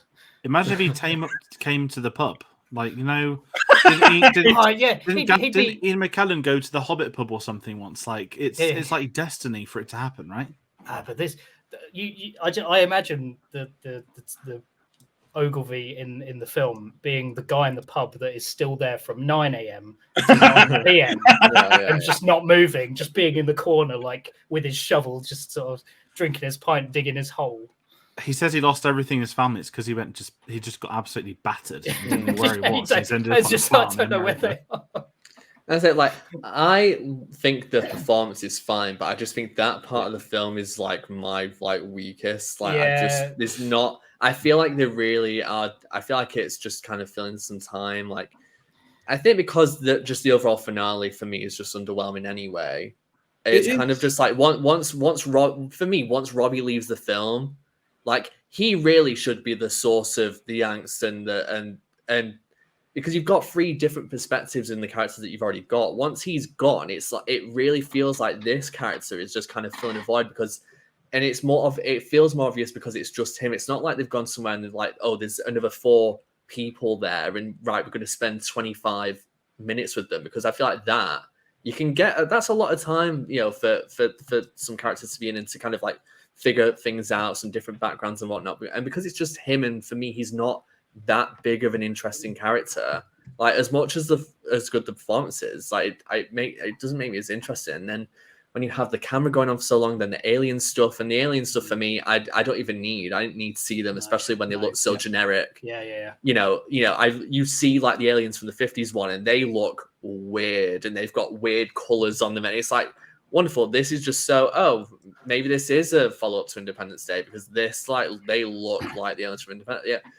Yeah. It's one of those things. So I mean, I just think it's a shame, because I feel like if you're going to have any additional characters, I think, they really could have done something. But this is just kind of like, okay, he's crazy. Oh, he's getting crazier. He's really detracting from us now. Right, we really need to like get rid of him. And they like hate each other the second he's in that basement. Like, there's not like, oh, they had a bond, and then he like slowly started to go nuts. And Tom Cruise is like, oh god, this guy was cool, but now I have to kill him.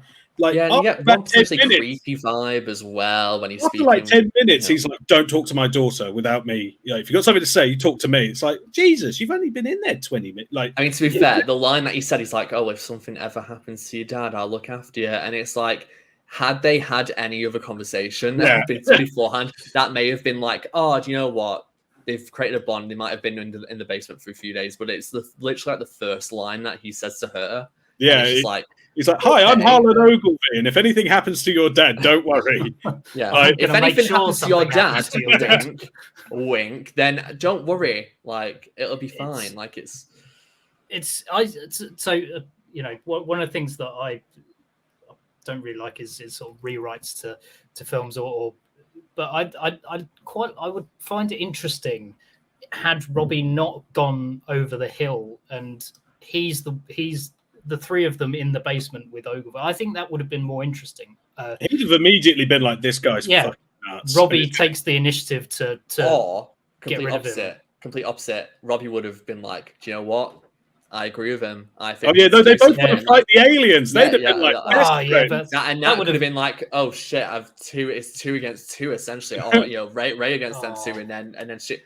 I need to figure out her name. What is it? Rachel. And then Rachel's just kind of like, yeah, they're all our names. I mean, it's very Kardashians, isn't it? But, what I want to this pose is Ray, Rachel, and Robbie. The runtime is 1 hour 56, right? And we've spoken a lot recently about the running time of Spielberg films. That so many of them like 240, 230, 220. We're getting a 156, and I'm going to say the last short one was always in like 89, maybe. How do we? I don't know. That might be longer, actually. Ignore me. I'm trying to find the last time there was a sub 2 hour Spielberg film. Actually, up to this point, could this film have benefited of an extra 20 minutes to flesh out some more characters, to build a better ending, or do you think story? No. With this plot, no. With this script, no. With a different script, maybe. Yeah, I agree with like the often said criticism is that the first half is really good, and then the second half is less good. And it's a bit like, this is a weird comparison, it's only just come to me. World War Z or World War Z. Right in reverse. No, the same way that you've got World War Z begins and it's like, boom, zombies, let's go. Look, you got to go here. And then this happens. And then they go to Jerusalem. And then they're on the plane. And then this happens. And then it's like, and then they go to Wales. And they have a chat.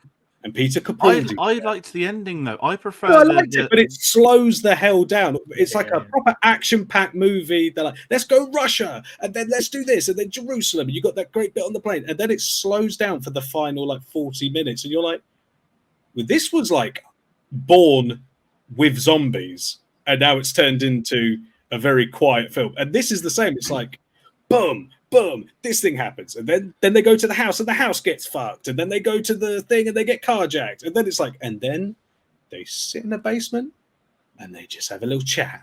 Yeah, have a little chat for half an hour, and it's like, what? That's not what we've been watching.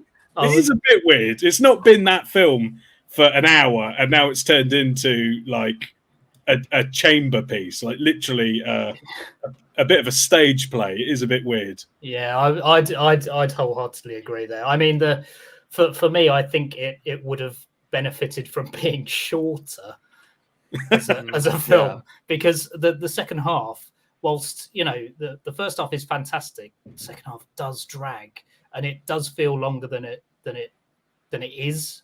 Like, if you just take that last sort of 45 minutes, half an hour into account, it does feel exceedingly longer than 2 hours, and that's. But it's weird because the first half of it is so good. It's really good. I don't like when he gets taken into the tripod either. Oh, no. See, I liked that. I know it's a bit cheesy with them all pulling him down and stuff. I don't like that, but maybe it's just because the when he's getting sucked into the thing, it looks like a butthole. Yeah, but also it takes away from your realism of characters. So he's now being the hero and pulling the pins on the grenades, and it just takes away from that human element, and it's just Tom Cruise being action. Yeah, it's not like he would have those on him at all times. Like, it makes me think, like on The Walking Dead, like in season 1, like, Rick just so happens to pick up a grenade in like the second episode. That is then, luckily, they have it in episode 6. Otherwise, they all would have died, because that's how they're going to escape from this building. And then we wouldn't have got 29 million seasons of a terrible TV show. I mean, it's not like the 100 billion seasons of Grey's Anatomy, but no, but it's one of those things where it's like, oh, this character wouldn't have that. Suddenly he does, right? Okay, but I mean, at least I'm trying to like defend it. I am trying to defend it a bit, which is difficult because I never thought I'd like want to defend this film. But I guess it's just one of those things where it's like, well, what else are they going to do? Like, how else are they going to escape from this situation? And I guess potentially there could have been something to do with like the hint of the biology or something, because the whole thing about the aliens, basically not, dying from, molecules, everything that's on Earth. It's not like it's slowly happening, or at least we don't see that happening. It's really once they get to Boston, and then like Ray breaks off the bit of, vegetation or whatever it is that is now white and dying and turns into dust. Like, maybe there could have been something there where they don't know how it broke down. I just felt, rather than just having, I went inside like Independence Day and took them out from the inside, grenades in there, and then that's it. I don't know. I felt there could have been something else. But then I suppose I suppose with that you're taking away from the sort of human element of it and having the perspective of them. Whereas if you go sort of more into the science and bacteria nature of how they die, it's sort of I don't know. For me, that probably takes away from it. But it's less victory, I guess. Yeah, it's an interesting. I like the fact that it's a sudden thing, that it's something no one has thought about, no one has even come across, and it to me, with all the might and the weapons that the human characters have, like the thing that gets the aliens is really simple and small. I really like that. They do set that up at the beginning. Like, two things I noticed, because film studies degree, guys. Listen, not to toot my own horn here, but I got a bit of a degree. Is one, the mum says that Robbie has a piece on the French occupation of Algeria, right? And I was a bit like, that's a weird thing to just put in there. Looked it up. Algeria was occupied by France for a very long time. They won independence after France unleashed a very horrible campaign that the rest of the world condemned, like the aliens. And the other one is when Rachel has a splinter and she goes, "Don't worry, when my body's ready, it'll push it out." Mm-hmm. And rewatching it, I was like, "You clever bastard!" I was literally like, "You had it there the whole time, you smart little people." But those were the two where I was like, you screenwriters know what you're doing, don't you? Laying them ground points. And I think how I stand with it, because it's an adaptation, you kind of have to. I know you can change things in there, and yeah, it's an adaptation. You've got freedom to do so, But when the core story ends with the concept of they died because they can't exist on this planet, I think that's a very, very, very hard thing to convey on the screen in a film. Series, maybe, but film, it's so tricky. I think the thing I struggle with is just jumping straight to Boston. It's like you've missed. I understand it because it works for me, it's fine. But I was trying to read, not why Boston, but there's some stuff behind the scenes that I don't want to get to like 9/11 history wrong, but yeah, it's the planes came from Boston to New York, and they went from New York to Boston. Yeah, and it's really interesting because again, I like the whole. I'm glad Tom Cruise doesn't pick up the javelin and like do it himself. Like someone died, it's up to him. So I'm glad that didn't happen. I can deal with the grenades, but I just feel like there's something missing. And even we've criticized the alien stuff today. What I'd have loved is if we didn't get the reveal of the alien until that one comes out of the chamber, rather than have them like, because like 4 or 5 of them go walking around together. They're just a bit useless, aren't they? If these are the geezers that are meant to hunt you down. Hey, look, a bicycle. What's this all about? Oh, water. Is that a reference to the book, Tom? I'm pretty sure there's something to do with. I was reading on IMDb. There's a trivia section like. There's some deep theory that the aliens skipped the invention of the wheel, and apparently, like some hardcore fans know what it means or something. And I thought it was going to be a reference to something else, but they're pretty. And they start eating the food at the table. What are you doing, you greedy? Like, you don't think to like. You can hear them screaming early. They know that someone's in there, but they still. I'm going to actually say this. The first ever time I saw this film, I actually missed the alien scene. And it's the one rare time because I went to the loo at the cinema and that doesn't happen. And I was like, deep down, that was probably actually pretty great. I missed that. I think one thing I don't buy in the Ray character is that he would then he's been like, we need to go to him. We need to keep going. We need to keep going. We need to keep going. Nothing deters him. And then he's like, actually, this basement, we could hole up here for a couple of days. That's fine. I feel like he would have kept going after one night. He would have just kept going and going and going.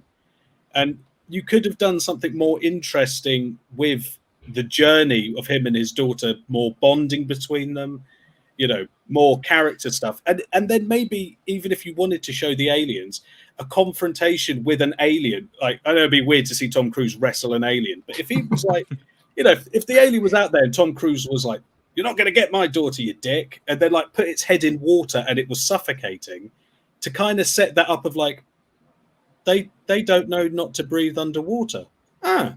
Like to lay the groundwork more gradually, because the aliens show up and they're like, oh look, food, oh look, a whale, oh look, water. All right, off we go then. It's like, is that all you're going to do? You're just going to have a look around, see your bike, and fuck off. You're not that intelligent, then, are you? I could have. Oh, sorry, Paul. Carry on. Oh no, I was going to say I'd have like started ripping up the ground. I'd be like, no, there's people here. We're going to get them, and we're going to turn them into fertilizer. But like, they don't. It's weird. Yeah, I could have done with less of the aliens, and not even have them show up in the basement, but also not have the one fall out of the pod at the end. Just have the hand there. I think it's more impactful. Because they just look so generic. It's like it just completely like, oh well, this is the threat, is it? Oh, great. I do like the eye bit opening and then all of like the brown water just pouring out, and then the hand was enough. The hand was enough. Yeah, I mean, and the hand thing is iconic anyway. I mean, and that's what it was in the 50s film was the hand, but you didn't. I don't think in that you didn't see. You'd seen the alien before, but you didn't see it in that shot. And I think as good as it is to kind of like actually like see like the light or whatever, like the eyes kind of like glaze over, I don't think it adds anything. What you were saying about the aliens coming into the basement and stuff, like, again, I agree, like Ray shouldn't have stayed there. I think the only reason why he made it is if he couldn't get over the loss of Robbie or whatever, and he just thought, I can't continue. But there's no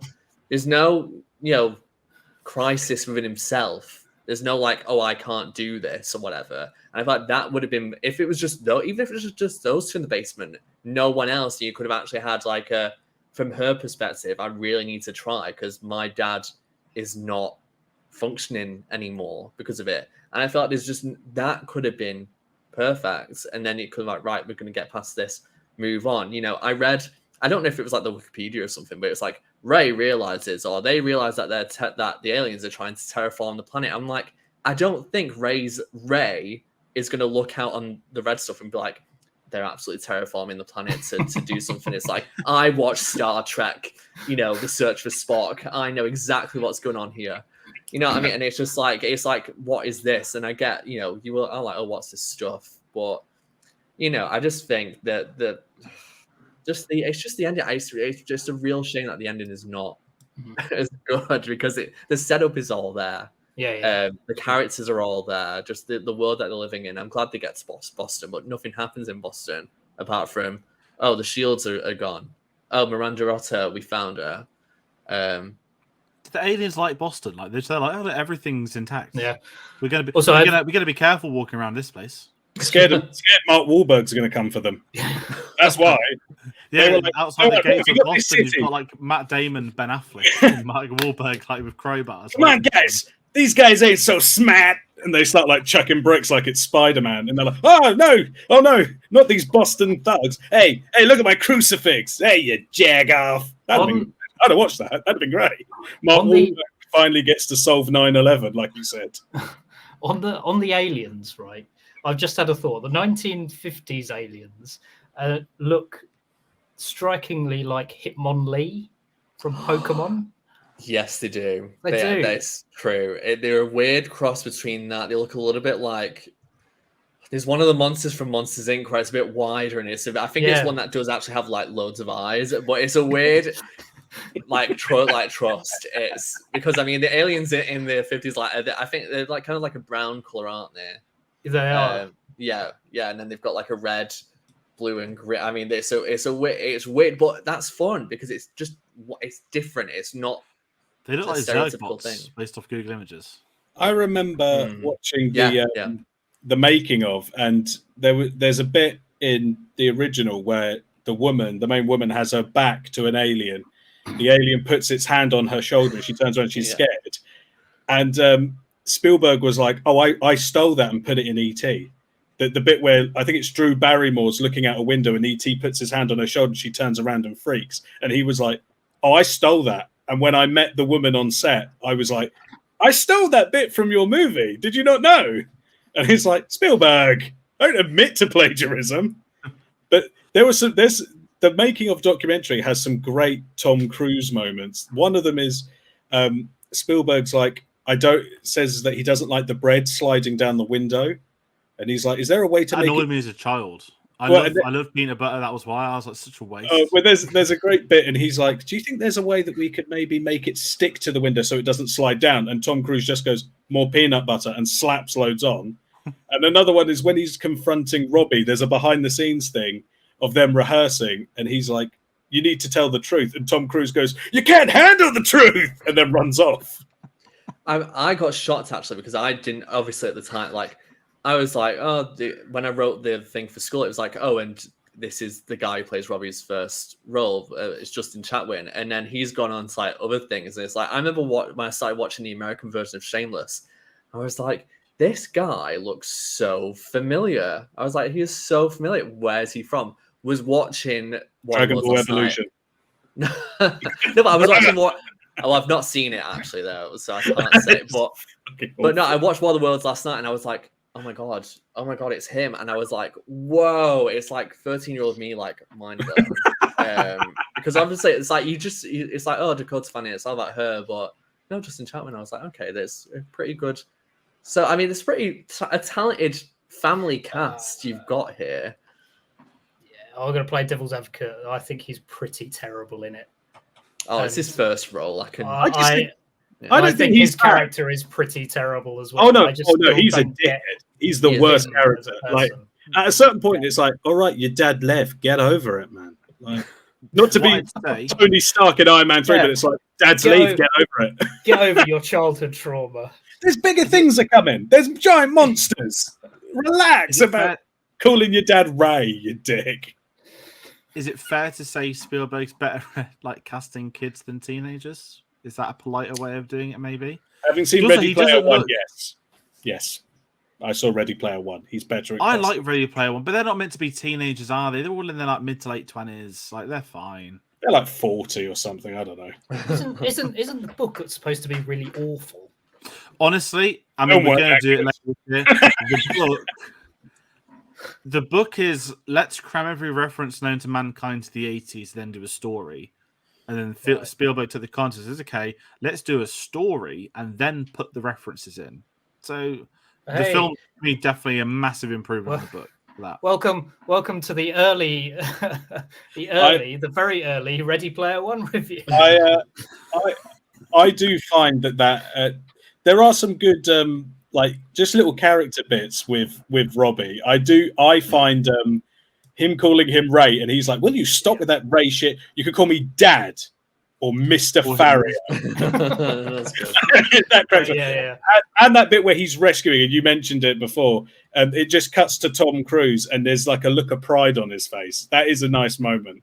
But yes, there are some dumb bits with that boy, and you're just like, your dad doesn't know what's happening. He knows as much as you know. And he's like, what are they? Where did they come from? What do they want? Like, if I was Tom Cruise, I'd pull the car over and be like, I don't fucking know. I'm not the president.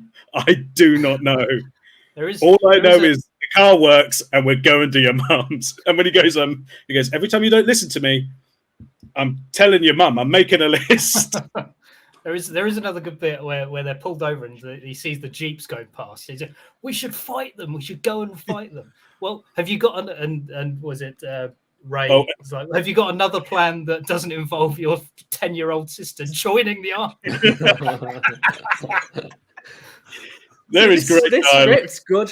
Does have some great dialogue. I mean, at least with Robbie, he's not completely two-dimensional. Like, I think out of all the characters, he's probably the most. However, I think they all have their stereotypes. They all fit into certain things at the beginning. But I mean, he does enough good for his sister, one, and then actually being heroic to a point where it isn't just literally committing suicide. Essentially, it's like when he's being heroic for, I can actually, within the confines of who I am and what I'm doing in this specific situation, this works.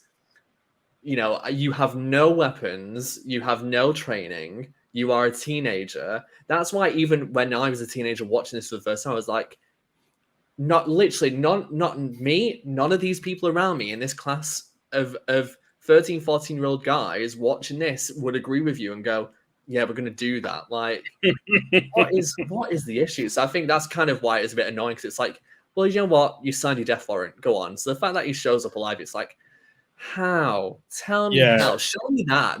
Show me that side story, because I really want to know. That is the one bit. Because actually, I don't mind the ending. I do think that Spielberg overplays the positivity, because I do think that bit he's carrying her, and then the door opens and it's the mum, and there's like a look of relief, and you're like, end it there. That's enough. Yeah, because she's going to find out that her son's not made it.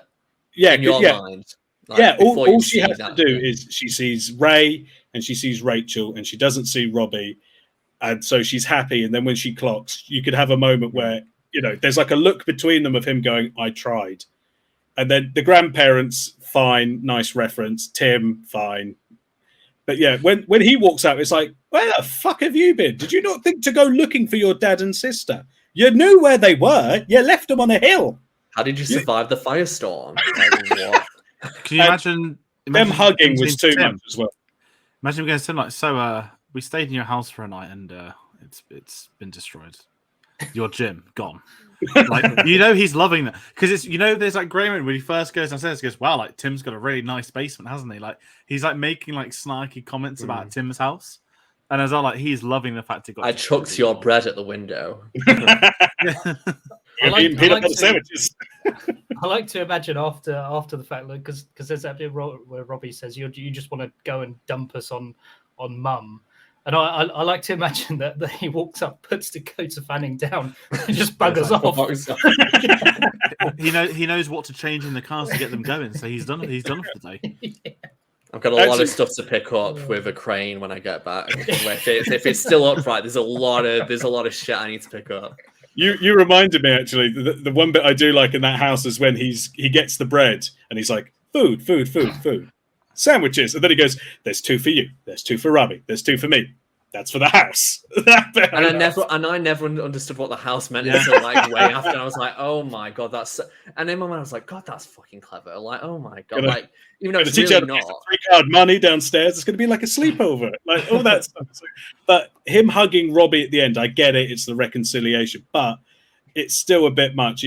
I think him holding her in his arms and the mum seeing that was enough, because it's happy, but it's bittersweet. That would have been restrained, but Spielberg likes to dollop on the old syrup. Or instead of him coming out the door, he pops out of a manhole from the sewer.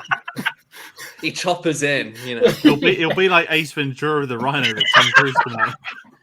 Climb the alien eye hole opens, all the gunk comes out, and then it's just Robbie coming out the rhino. I went in one of the alien buttholes as well, but it died. So Return of the Jedi, when Chewbacca comes out of the ATST.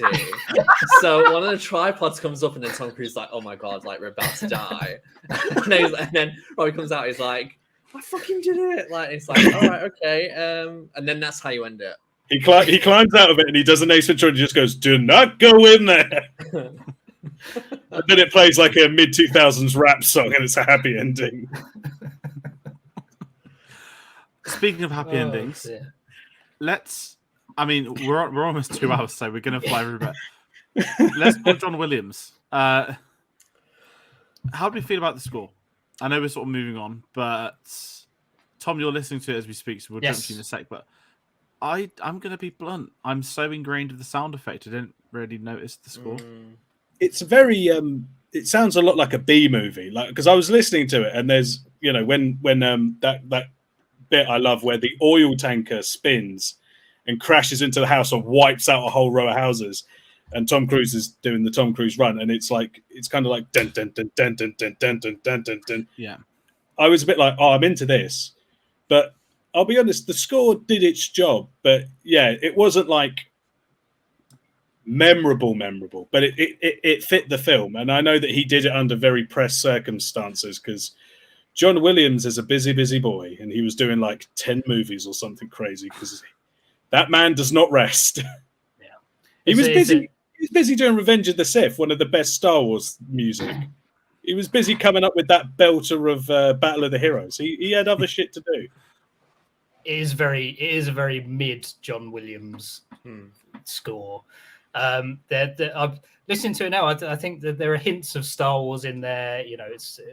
And there's loads of things that you'd probably recognize from other things. So it just seems like an amalgamation of different musical ideas that he's taken from other films. But it is very generic. I mean, obviously, even mid-tier John Williams is still better than probably most others. But it's like it's just for him it's not really, it's very bland. It's not really one of his best ones.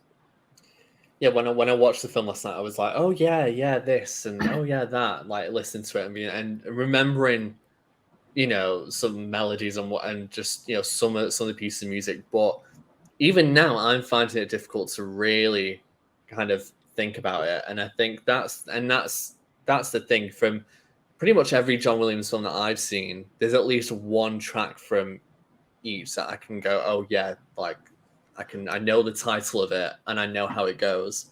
But with this, I got nothing right now, and I don't think it's not a bad thing. Sometimes I don't think music is the key to this film.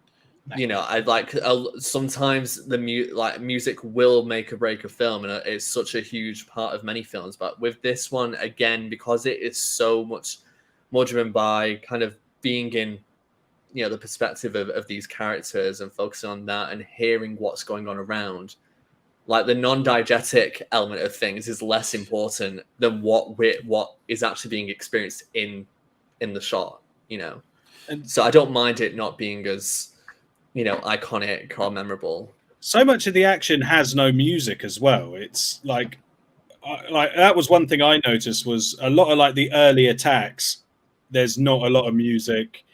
I know that. I think apart from whatever piece plays over the end credits, which is that kind of John Williams noughties. Just that very John Williams dun, dun, dun, dun, dun, dun, dun, dun, dun, dun, dun, like that, where I'm a bit like, it's pretty cool. I do like that. But the rest of it doesn't stick out. But rescore War of the Worlds with the Revenge of the Sith soundtrack. So that when when Robbie's like, I've got to go fight, and it's just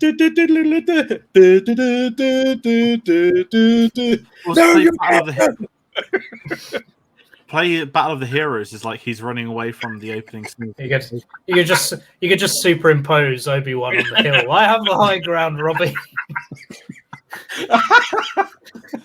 I mean, Ewan McGregor's not been in a Spielberg film, has he? That I would love to see. I would love that too.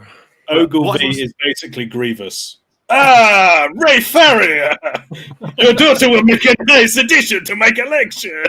Oh no!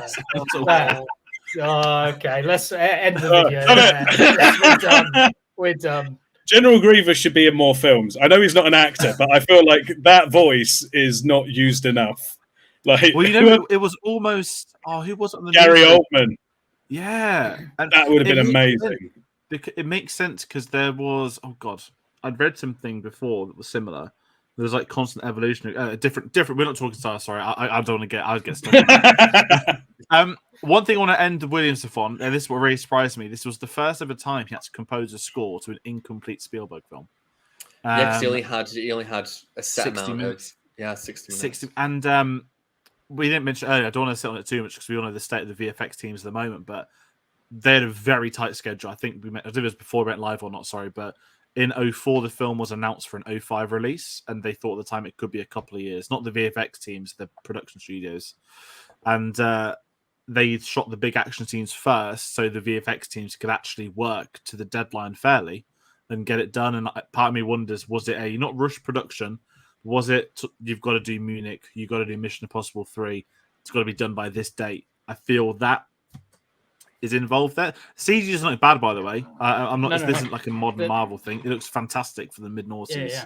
And there's I don't know if any of you have seen the video by Corridor Digital.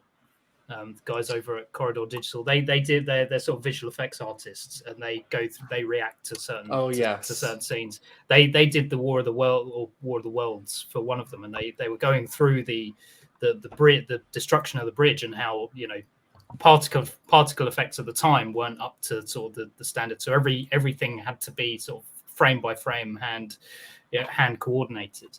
It's fascinating to go into, but it's just the level of intricacy that these guys produce. And as it says in your notes here, George, best visual effects Oscar nomination. Yeah.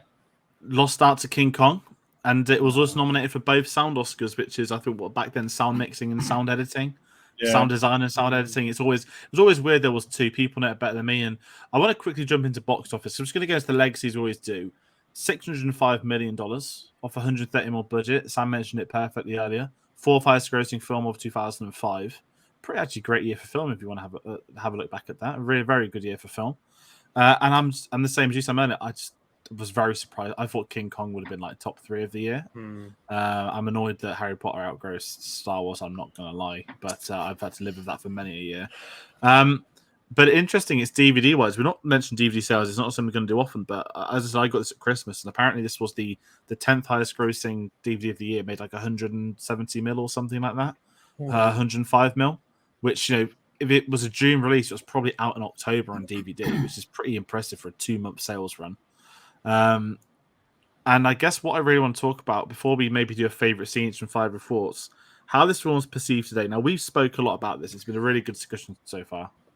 I would love to bring it up because I have it written down and I knew I needed to kind of get it in somewhere, but I've seen a film in between watching War of the Worlds over these like past 10, 13, whatever years, which heavily references / parodies War of the Worlds, and that's Scary Movie 4. So there's a lot of what I thought happened in War of the Worlds actually didn't happen because it happened in Scary Movie 4. That's not a giant iPod. I thought it was a giant iPod. They're not naked. Where's Leslie Nielsen? And just the lightning on the Dakota character, like Rachel is. And then they literally do at the end of that film, they have Tom Cruise's interview with Oprah and how crazy he was. And it literally just... Yeah, so I had to get that in somewhere. I'm glad I'm not the only one, but again, I've not seen that film for many years either. But it's just the fact that it does lean very heavily on War of the Worlds, and that's because I go back to Scary Movie 2 more than any other. Yeah, obviously. But specifically Tom Cruise as well, and what his type of character is. Oh god, I forgot. I've not seen any of the Scary Movies. I have seen Meet the Spartans though. 1 and 2 are very good, and you should. I've seen. The rest. It's got one of my favorite quotes of all time, which is on Twitter, which is the I think it's the Scream parody. It's like "Run, bitch, run." Oh yeah. That is what would have been your last words to Drew? Run, bitch, run. It's excellent. That's just, I want to watch it so for the much. first time with you, George. I would love to watch it. The second one is peak Tim Curry as well. Tim Curry in that as a horny teacher. There's a bit in it where he sees like a ghost, and she's really attractive. And she beckons him over, and Tim Curry just goes, ha, ha, ha. It's amazing. It's so very good. Once this series is over, we need to do a parody series where we all discuss parody films. I remember there was like a Hungry Games, and I was like, oh no, like I thought Meet the Spartans. There was a superhero one as well as Meet the Spartans. Episode 10, superhero movie, date movie, dance flick. I feel that. Again, I appreciate Scary Movies probably the one to be, but everything past that, I just Tom was ready to walk off. But sorry for bringing it up. No, it's a good point to bring up because again, if it's been parodied, that will show its cultural impact, which is always pretty good. Well, I noticed that Robbie does have like one of the massive iPods. Like he's listening to one of the massive iPods at the begining. Yeah, the old school. So when I thought of Scary Movie, I was like, oh yeah, there's a massive iPod in there, and I was like, just a weird thing.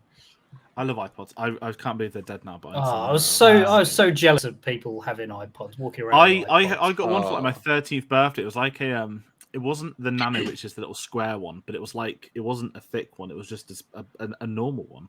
It was thin, and that was the selling point. But they were sick, back in the day, LimeWire and all that sort of stuff. Kids. The nostalgia. Many viruses back then. We had LimeWire. Welcome to the mid noughties. We really are in the mid noughties. Yeah, we are, aren't we? Welcome to the mid noughties series where we discuss this episode. Bebo. Who remembers Bebo? Who had one? Bebo was great. Bebo. Do you know what I've just realised? Every time I laugh, I look like Tom Cruise in that meme. You know that meme of him where he's like, yeah. That's what I look like. It's terrifying. I mean, you look like you've got tears in your eyes right now. Like it does. It's like, oh my god, I'm just getting so emotional over 2005.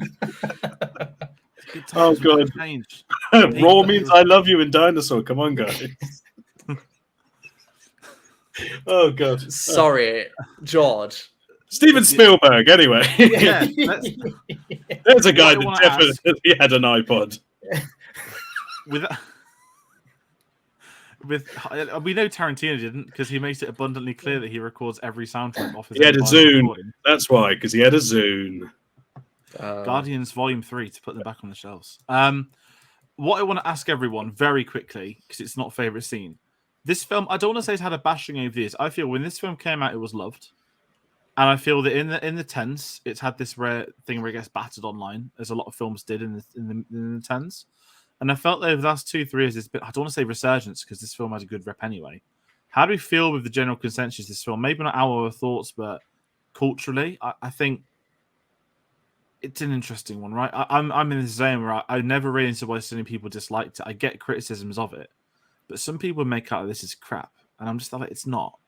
It's not. I understand if it might not be as good as other versions, the book, other adaptations, other disaster movies, but to me, this is like not peak Spielberg because that's a ridiculous thing to say because that's like the 90s, but it's a very interesting contextual film, and I still think, and I'm going to ask you all another question later on about something similar, that I don't think any other director from the mid noughties could, like, can you imagine if Roland Emmerich War of the Worlds? I know we did Independence Day, that is that, but yeah, I'm glad this was Spielberg and not someone else from that time point. It's a weird one because I thought everyone like loved it. I assumed that, and I remember watching Epic Rap Battles of History. Yes, I watch it. Don't even. And they did an episode. One of their battles was like famous directors, and they had like Spielberg and Hitchcock. And the Tarantino rap said that he labels him a failure because of War of the Worlds. And I was like, is that a thing that people think? Like that it was bad? I thought everyone thought it was good. And yeah, I think that maybe some of the ill feeling, it was a casualty of the Tom Cruise stuff, that, because I know that people thought that he was putting it on because him and Katie Holmes were whatever, and she had Batman Begins, and he had War of the Worlds, and it was like a publicity. Think of that, yeah. I remember seeing that on some, I don't know, VH1 or TMZ or whatever. They were like, oh, it might be a put-up job because they both got movies out. And I'm a bit like, is that good publicity to think that, the stars of two massive movies are insane? So I think that this film suffered a lot from Tom Cruise is crazy. So I think that might have been a factor in the hate it gets. But I always thought people loved it. Maybe I only hang around with people that like it. So I'm in an echo chamber of love. I'd say that's probably a detriment to how it was perceived at the time. I mean, it's the fourth highest grossing film of that year, but it's one that doesn't often come up on the lips of people, like to say it's this is actually really good. I think over the years, I definitely think it's people have had a second look on it, and it's become more, not necessarily cult, because because it's a massive film. But would you say people haven't gone back to it, or people who didn't see it just didn't end up seeing it down the line as well? Is that maybe a fairer term? Yeah, I think that's a fairer term. Yeah, it's weird just because I didn't love it when I first saw it, and honestly I'd seen bits of it on telly over the years. I've watched random clips from it on YouTube just when I've thought about a particular scene, but I've never, if I wasn't doing this, if I wasn't because I was interested in doing this because I was interested in going back to it, but I think if I wasn't actively wanting to do this or going to, then I don't know whether I would have watched it. And I think maybe part of that's where you may not have had a great impression the first time round. You just might not go back to it. And I think that is potentially where it is, because I don't really know anyone who talks about this film. I've not talked about this film actually with anyone since high school. And I think it's one of those things where there's so many other films that potentially do what is being done here, but do it better. I think we've all said the second half of this film lets it down. It's short, but it drags. And I think that's a big issue. And I have that issue with, Quantum of Solace, for example. It's one of the shortest Bond films, yet for me, it drags so much. And the second half of this film really does that. And I think maybe that puts people off. And maybe knowing who the characters are, the Tom Cruise of it all, that potentially could have, some detriments as well and some negative connotations. Like I said, my perspective on the kids now is completely different than it was, all those years ago. And so I think, maybe it's just people not giving it a chance. But from my perspective, I didn't really know anyone who was really bigging it up at the time. So I don't know this thing where it could have gone up and down in the general populace's mindsets. So I think it's interesting how you perceived it the first time, how you think about it now, because I just didn't get that same thing. No, it's really well said. As I said, it's very interesting, and even again watching my dad yesterday, some of it, he's obviously not from Woking, but he was like, "Oh, this is very American, isn't it?" It was like this was a British book, and I was just, I don't think he's ever read it, but I'll get to something later. I'm going to ask you all a question on the spot to end it with. I know we've gone a bit over, but really quickly, everyone, favorite scene? I'm going to imagine it's all out of 2. I'm going straight away. The first tripod reveal. That's one of my favorite ever sci-fi scenes, if I'm being honest. Do you know what I do? I like the bit where they're throwing the baseball. That whole exchange, I think, is really good stuff. Yeah, that's that bit. The first tripod attack, the attack on the boat, the driving out of the city in the car. That one, really good. Pretty much, you can make a list of everything at the beginning of the film. In the first half of the film, everything is like, yeah, I'll pick that. I'll pick that. I'm not sure anyone will pick anything from the second half. That's for sure. Yeah, Unless, I mean, Sam, you're gonna. No. I mean, my favorite bit's where they go in the basement and they meet Tim Robbins. I just talked shit about it for half an hour. Thinking on it, that was some great character work. I love how they got the short really, so quickly. I know, but now I really miss it. Now I'm talking about it, I really miss it. No, so I mean, to be fair, I think Miranda Otto does a really good job when she's in it. So I like when she's there in the beginning. I think she's great. Wish she could have been utilized somehow more, but she was pregnant as well at the time. So that could have been part of it as well. I loved actually seeing, because I'd seen the 50s film, I loved seeing the 2 leads at the end. I really like that. So that's the one thing I'll say about the ending of the film that I really enjoy.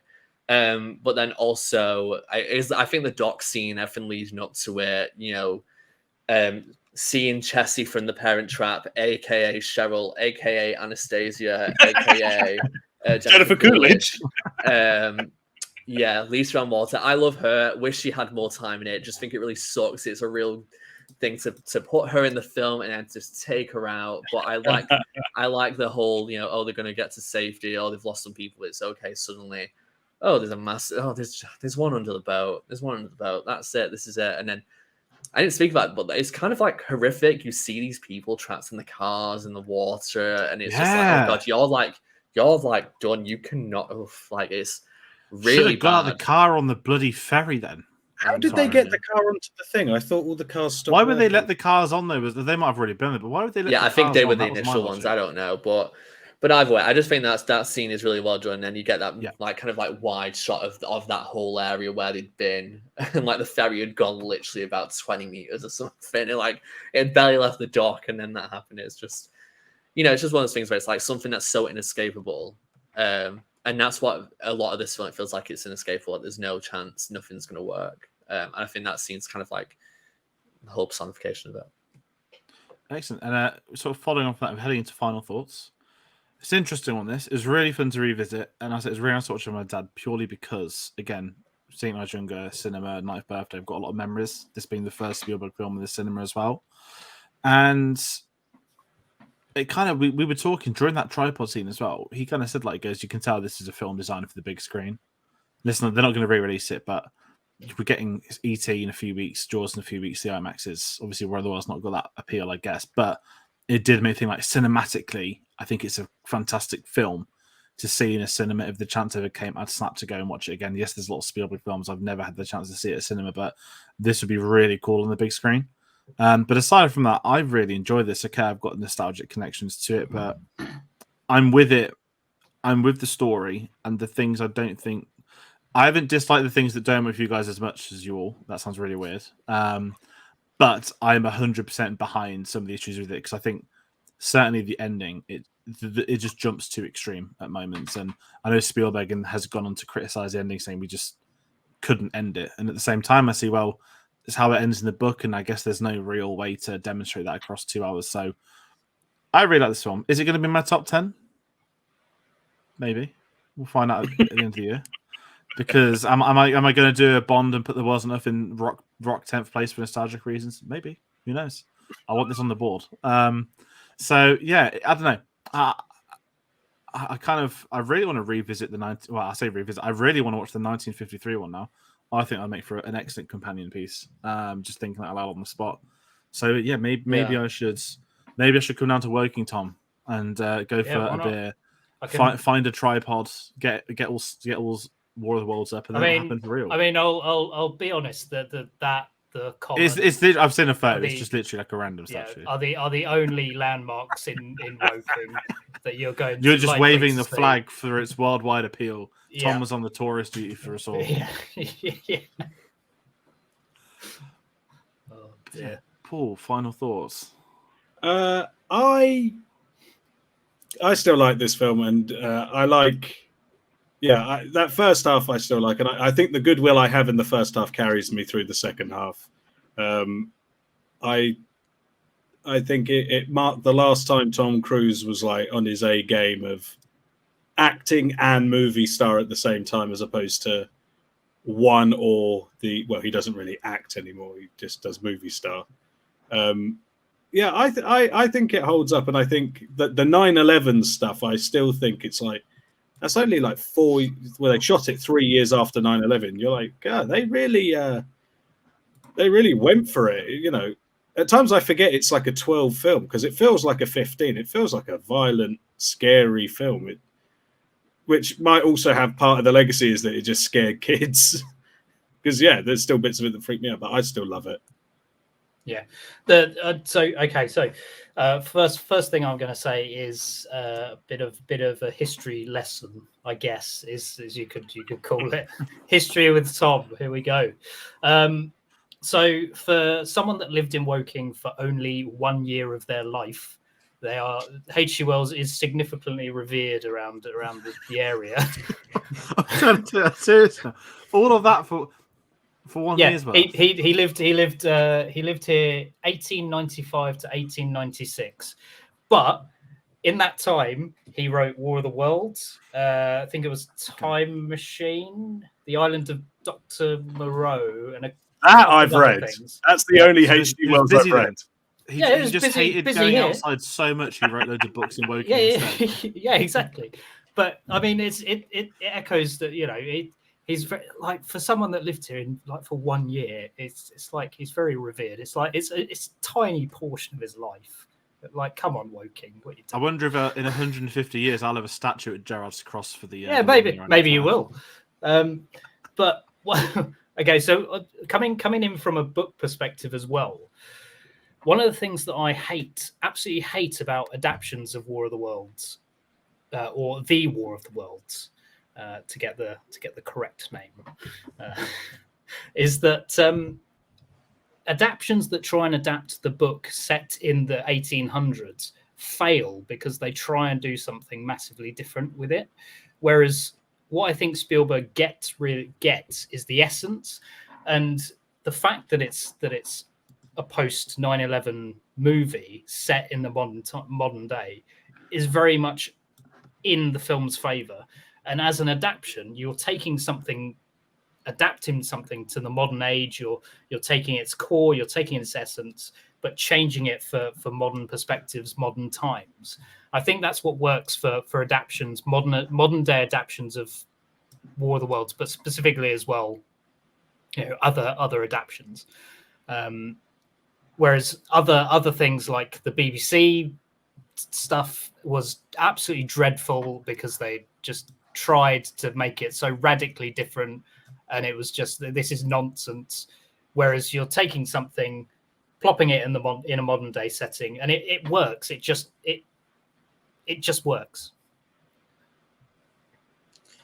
I think this could, given some of the factors, this could have been really generic. I think it could have been completely fine. Luckily, I think it does enough to not be confined into that category. 13 years ago, I probably would have given this a 2 out of 5, like 2 stars out of 5. I did every film that I've not seen. If it's a film that I've not seen for like more than like 2 years, then it's like every time I go on Letterboxd after I've watched the film, I will rate it. So with this, I gave it 3 out of 5. And I think for me, it sits pretty comfortable there. I think I'm comfortable in how I feel about it now. Like, it had been so long since I'd seen it, but I think I've got to give him props, where it's due. I think, definitely in terms of the actual, how it's shot, how it looks. There's some weird imagery going on, and some that's disturbing in a way, some that's I think is really clever. And I think the overall piece is a good thing, but it is a shame that the second half, and I don't know what happened. I don't know how many issues they had, or if there was some time things, and that's why they had to rush. But I'm glad that we've got those like key points that we've looked at that do work, because when it works, it goes really well, and I can appreciate the dialogue more. Like we've said so many lines here, like it does have a good script, but I just think it could have been so much better. But I think it's good that this isn't a disaster of a film at all, and I think it would be awful for it to be a Steven Spielberg disaster. We're very lucky that it is not that at all. None of us want that. But yeah, I think overall it's good. I would probably watch it again at some point, but it's not something that I'm going to go to as easily as other Spielberg films. No, very, very well said. It's been very interesting. As I said, everyone seems to have different thoughts to this, and I don't want to sit opposing questions like a Q&A, but one final thing I'd love to do, not putting everyone on the spot, maybe Tom, you might be quick with this.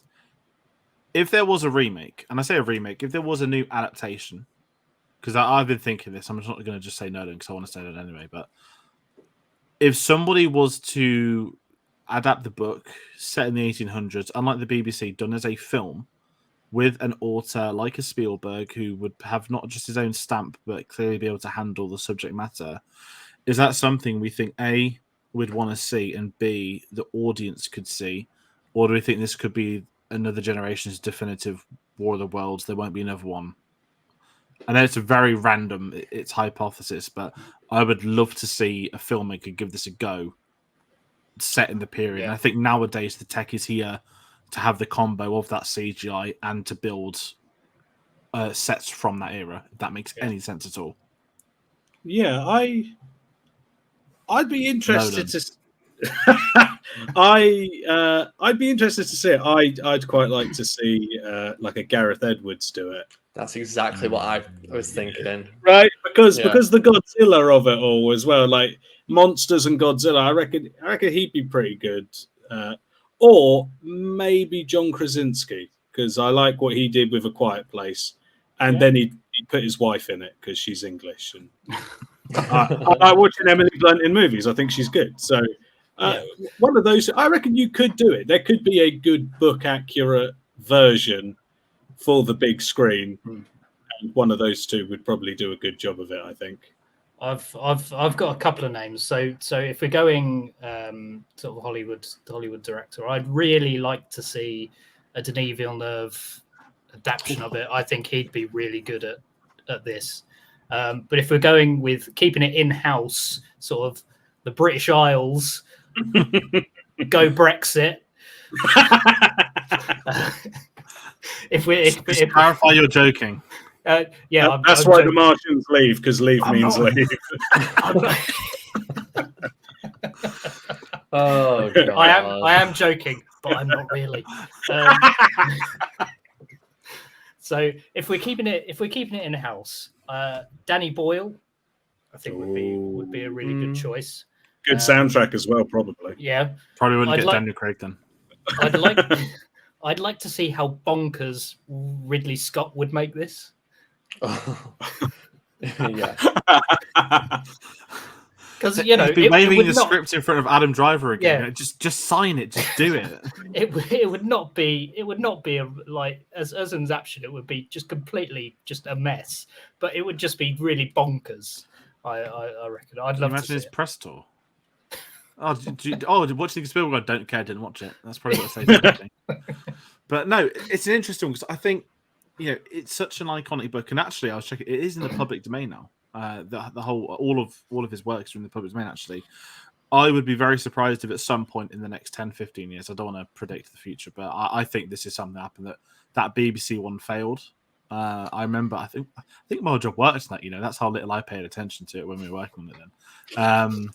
But yeah, that series did not work. Well, I mean, just to say, I mean, there's certain films that it would be very difficult to do a remake of. So I feel like I think a really good example is something like Titanic, which had so many film adaptations throughout the 20th century. To then have the James Cameron, which was what it was. We all know what it was. So it would be very difficult for anyone to. I mean, and if, yes, there's been TV series adaptations. I know ITV did that. Yeah, ITV did that version in 2012. Yes, Doctor Who. But you know what? But I feel like to touch that would be very difficult after something like that, especially what is still so soon, even though it's 25 years. 25 years this year. Yeah. So I feel like, but I don't think War of the Worlds, that this adaptation reached those heights at all. So I feel like it's definitely plausible that there could be another one within our lifetime anyway, for sure. Whether or not a period piece would work, I don't know. I feel like I don't know how popular the book and the original will still be, and whether, you know, that's going to be enough for filmmakers to go, oh yes, this actually could work really well. I think it just needs to be done very carefully, because if you're going to do it and you're going to make it a period piece, you really need to really look at what you're doing, how to make it in this time, how to make it entertaining. But I think, like Tom said, don't lose the essence, because that's the important part. Anyone can make a good, you know, blockbuster like that, but if it doesn't feel like a War of the Worlds film, then what's the point?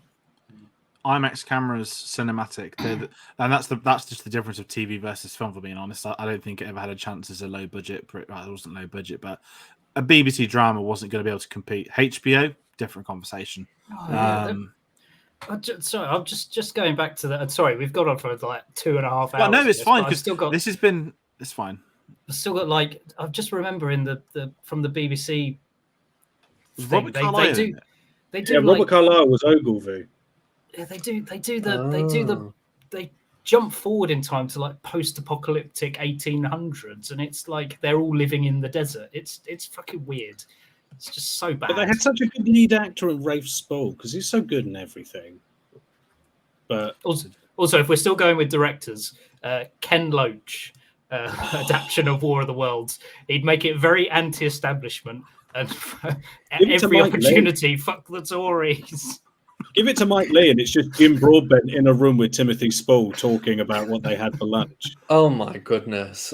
I tell you, the other day there was something going on. I think there's a Martian outside. The backdrop of the War of the Worlds, they're in the basement bit, just talking about what they've had for lunch. Just him and Marianne John Baptiste having an awkward dinner conversation. It'll be like 10 Cloverfield Lane, but it's well, with no tension. The giant eye comes down there at the dinner table. So stupid. Listen, what we're saying though, there's potential out there, and I said, I think just there's for room one for of these more. stories. Yeah. For one of these stories, at least, and I think, as I said, it will be something that happens. It is curious to get people's thoughts, because, as Sammy, I think you nailed it there as well. No one would touch the Titanic. To me, it's been done the best it'll ever be able to be done. Even aside from the romance, just the practical effects, that the way that was done. Whereas I said, I don't think this is the definitive War of the Worlds. I think because it's a period piece book, you still have that stretch to do it in the appropriate era and have this modern version too. So, yeah. It's interesting one, and we want to know what you think at home. I said, if you've been in 2.5 hours, fair play to you. I hope you've liked it. I hope you spread this out over a couple of nights as well. But please do comment your thoughts on War of the Worlds, and maybe who you'd love to see adapted one day, because I guarantee you it will get adapted. We're getting a weird public domain Winnie the Pooh murder film, so why not some weird War of the Worlds public domain stuff? Maybe we will have a Gareth Edwards type low budget blockbuster someone did in his bedroom, because he did all the CGI for monsters and that worked out well for him. And of course, if you want to find out about any of the videos, please do get us on our social medias, Twitter and Instagram at cinema_savvy, Facebook and Xbox.com/cinemasavvy. We have a link to Redbubble in the description below. And what is coming up next to Steven Spielberg Retrospective?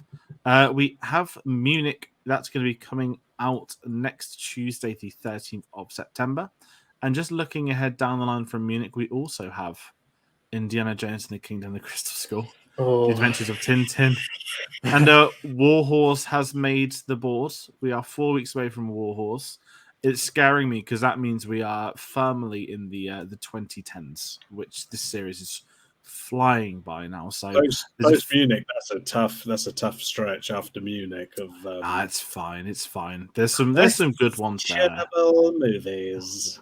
In Indiana Jones, that's just going to be a conversation, isn't it? What? But aside It'll from be that, entertaining at least. yeah, it'll be Entertaining at viewer. least. Yeah, it'll be. There'll be a conversation there. So Indiana Jones, King of the Crystal Skull is definitively Spielberg's best film.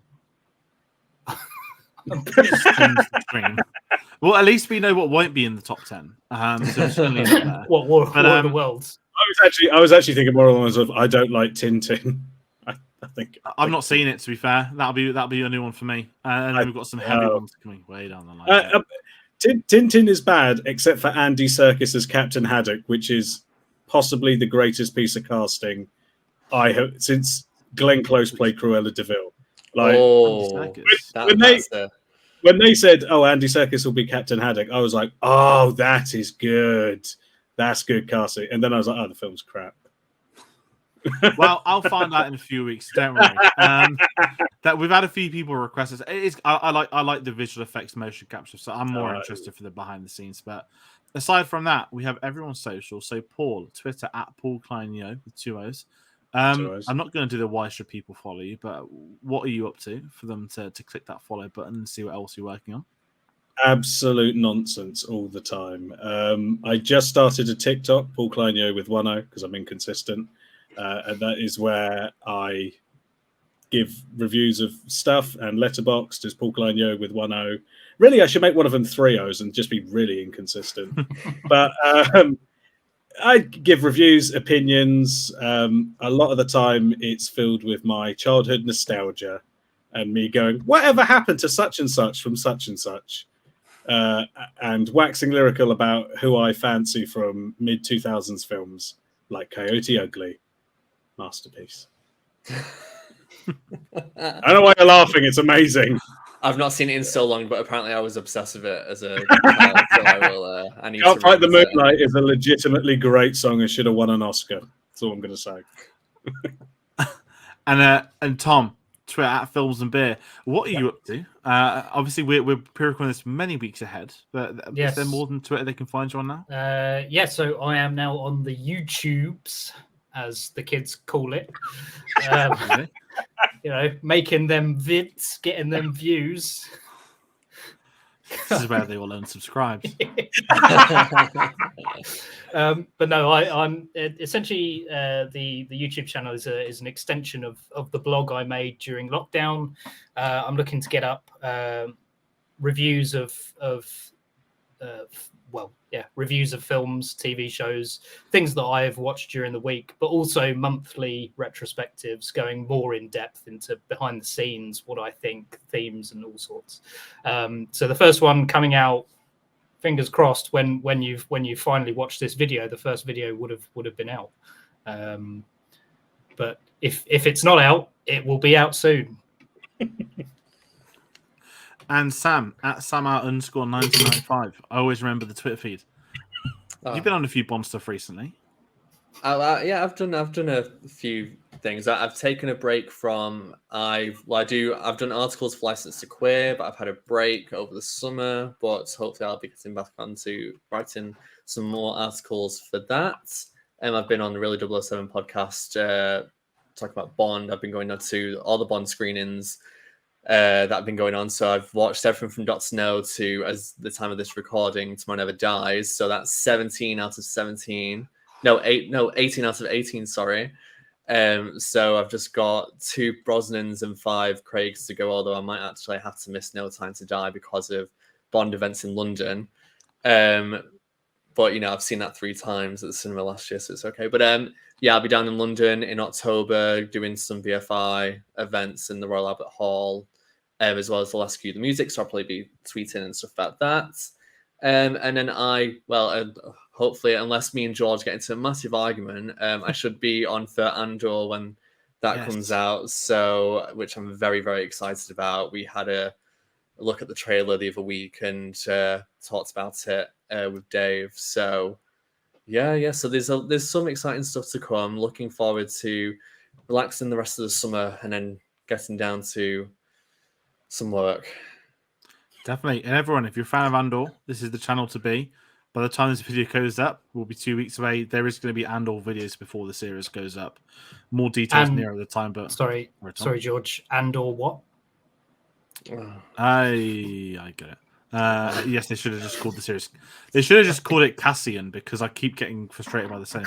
He's turned his own camera off. But with Tom out of the picture, it is literally the outro now. So what we're going to do, listen, we've been going almost 2 hours, 40 minutes. I'm just going to end it politely. Everybody at home, thank you so much for watching.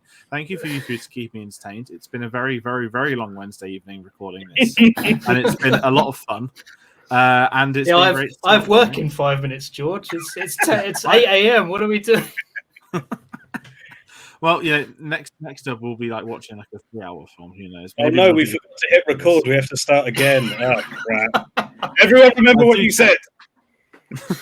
So literally, everybody, thank you at home, and be sure to join us on the next one. Take care.